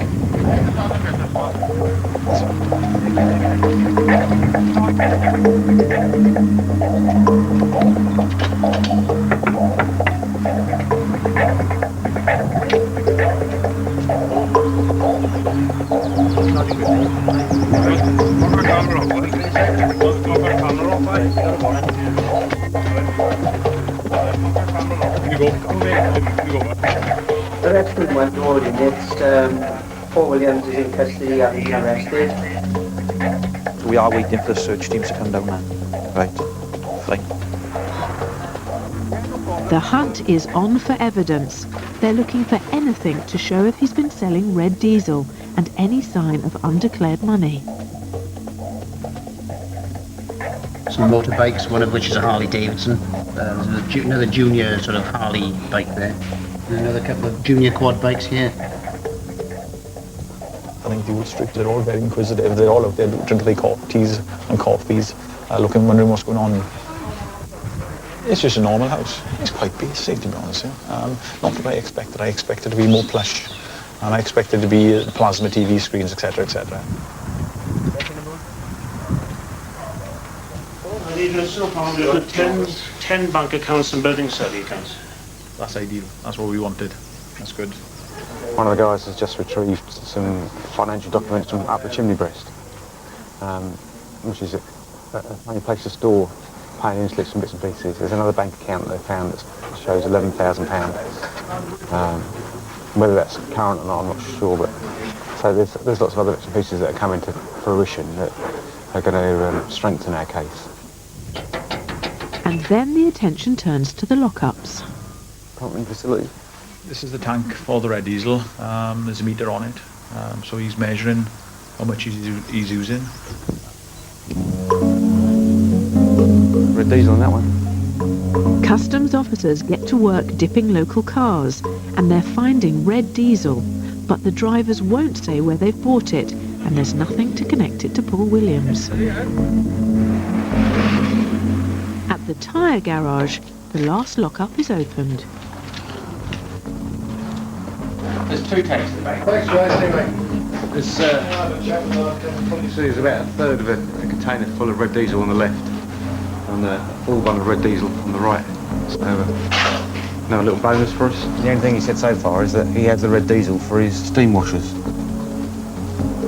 Was there enough red diesel to clean the well? Maybe that's his intention. Although they found 3 tanks of red diesel, they never discovered any evidence that Paul Williams was reselling it. He won't face any fuel fraud charges. The benefit fraud case will now be handed over to the DWP's legal department.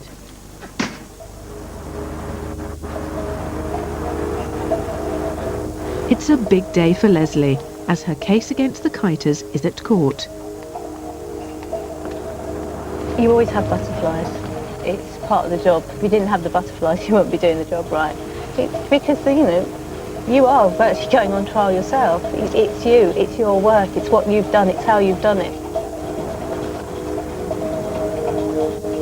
Linda and her co-conspirator are appearing at Maidstone Crown Court, where the judge is to decide their fate. Hello Rick, it's Leslie. I thought you might like to know the outcome. Kim Bontoff got 120 hours community penalty and Linda Archer got 18 months custodial sentence. We do feel compassion, but it was never going to be our decision as to what the punishment would be. We are just the evidence gatherers. Linda will, she's actually in the cells of the court at the moment and she will go to prison as of now. 4 years after it all began, Adrian and Mike are in Merthyr Tydfil for the trial of Paul Williams. Straight on. Last one. But the case doesn't go as planned for the DWP's lawyers. We arrived at court today with high expectations of convicting Paul Williams of deception. Few problems, unfortunately, with the charges we laid. We had to reduce them to 4 today due to a technicality. His barrister knew, obviously, from the start we had the wrong charges and was very confident that he could beat us. He was right. The original charges, covering almost 2 years of benefit fraud, were substantially reduced to a period of just 2 weeks.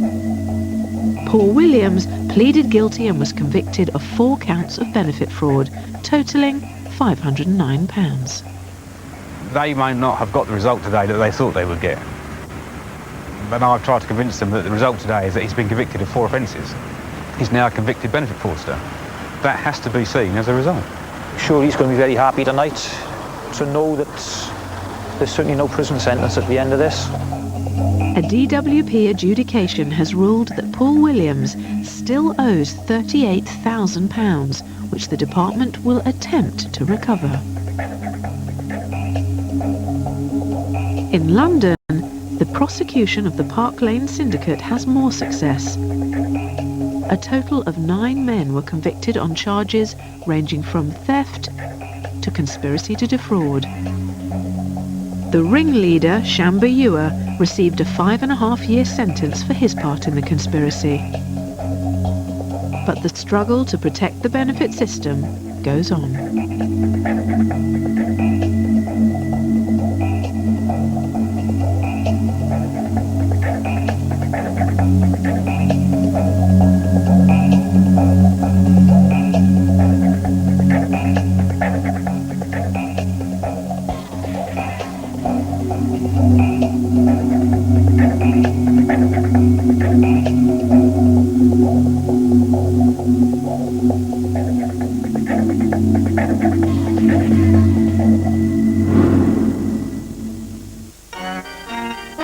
The one to watch tonight, facing the biggest jumps yet. Which celebrity will be the next to fall? Only Fools on Horses, next on BBC One Wales.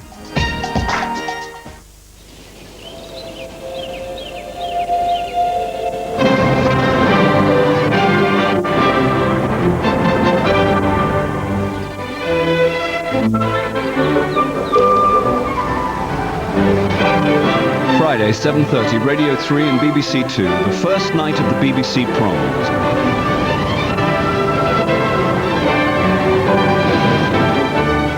Be moved this summer. Talk about charisma. The man absolutely radiated it. Inflation, extravagance, bankruptcy. His ideas were radical and his private life was colourful. He would have been immediately expelled by Blair. But he shaped a nation. Lloyd George with Hugh Edwards, Tuesday at 10:35 on BBC One Wales. So how do you know it wasn't an accident? Or a suicide? We're not treating this as a potential murder inquiry. Anna, he was brilliant. Now he's facing a murder charge. Caught between love and fear. I just thought he was a really good man. Soundproof. Gripping new drama. Over on BBC Two.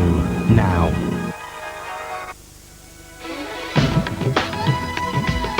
A childhood dream that turned into one heck of a challenge. Join David Walliams on Little Britain's Big Swim across the channel tomorrow at 8. But right now for Sport Relief on BBC One Wales, we're raising the bar. Tonight on Only Fools on Horses. Big bonding in the stables. Nicky's my best mate here. Anna gets down to business. No more tears, no more Mr. Nice Girl. And how will our riders cope with the highest fence they've ever faced? Will they stay in the saddle? Bring on the jumping horses.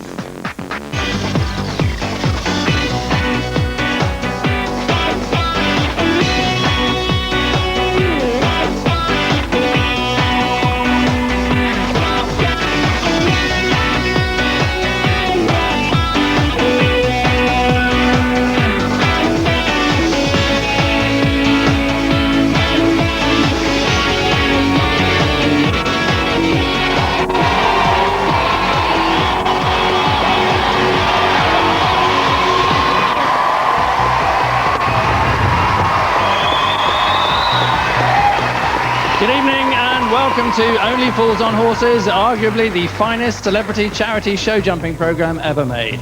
Some viewers have written in concerned that the horses might be frightened by the bright lights and loud music, but don't worry, they've been acclimatised by regular visits to De Niro's nightclub in Basildon. And as a result, one of them's now engaged to a Premiership footballer. We started this horsey madness 6 days ago with 12 show jumpers. Each night you have put one of our riders out to grass as they've been hoofed out the stable door. Last night, Paul Nicholas was the first celebrity show jumper to be dispatched by his fellow riders in a show of loyalty faintly reminiscent of a South American military coup. But tonight the riders will boot out another, so if you don't want your favourite to suffer that fate, you've got to vote.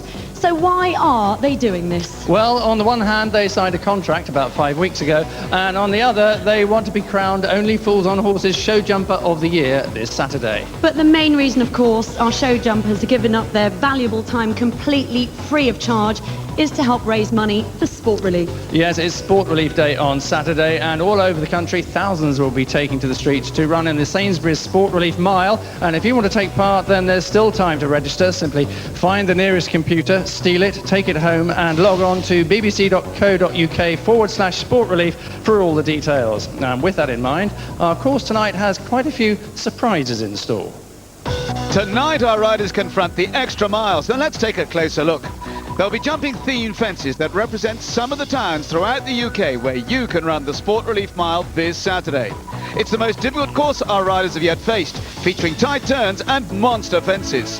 As ever, they can jump at 3 different heights: novice, intermediate or advanced. And the fences are all worth 2 points. But on the intermediate and advanced levels, there are golden rosette fences, which are worth 4 points, fence 3 and fence 5. Then at the last, our riders have a tough call to make. Do they play safe over Little Britain for a standard 2 points? Or do they chance the highest fence of all, Great Britain? 5 points if they clear it, 5 deducted if they don't. So, the maximum for the novice is 19, for the intermediate it's 21, and for the advanced it's 23. Whatever happens, thrills are guaranteed. It's our highest course yet. And this is the dilemma our riders face tonight. They can jump Little Britain for 2 points, or they can risk this bad boy. It's high, it's so scary, and it's 5 points in the bag if anyone can master it. But knock it down, and it's going to rob them of 5 points. So onwards and upwards is the watchword for tonight, and our first rider to rise to the challenge is Anna, for whom last night was a night of mixed emotions. She reacted to the trauma of Paul Nicholas's departure by bursting into tears, to the crisis of being relegated to the jump-off by bursting into tears, and to the joy of winning the jump-off by bursting into tears. Anna found last night's first rider vote particularly upsetting. It's the worst thing ever. Worst thing ever. Paul. I think you're the funniest man in the whole world. That's okay, that's all right. I needed to vote for Susie because I love her. She's great. On a day we disappear. It's like an Agatha Christie film. With Paul gone, it was yet another emotional day since her arrival at the stables. It has been the most outrageous emotional roller coaster that you can ever imagine.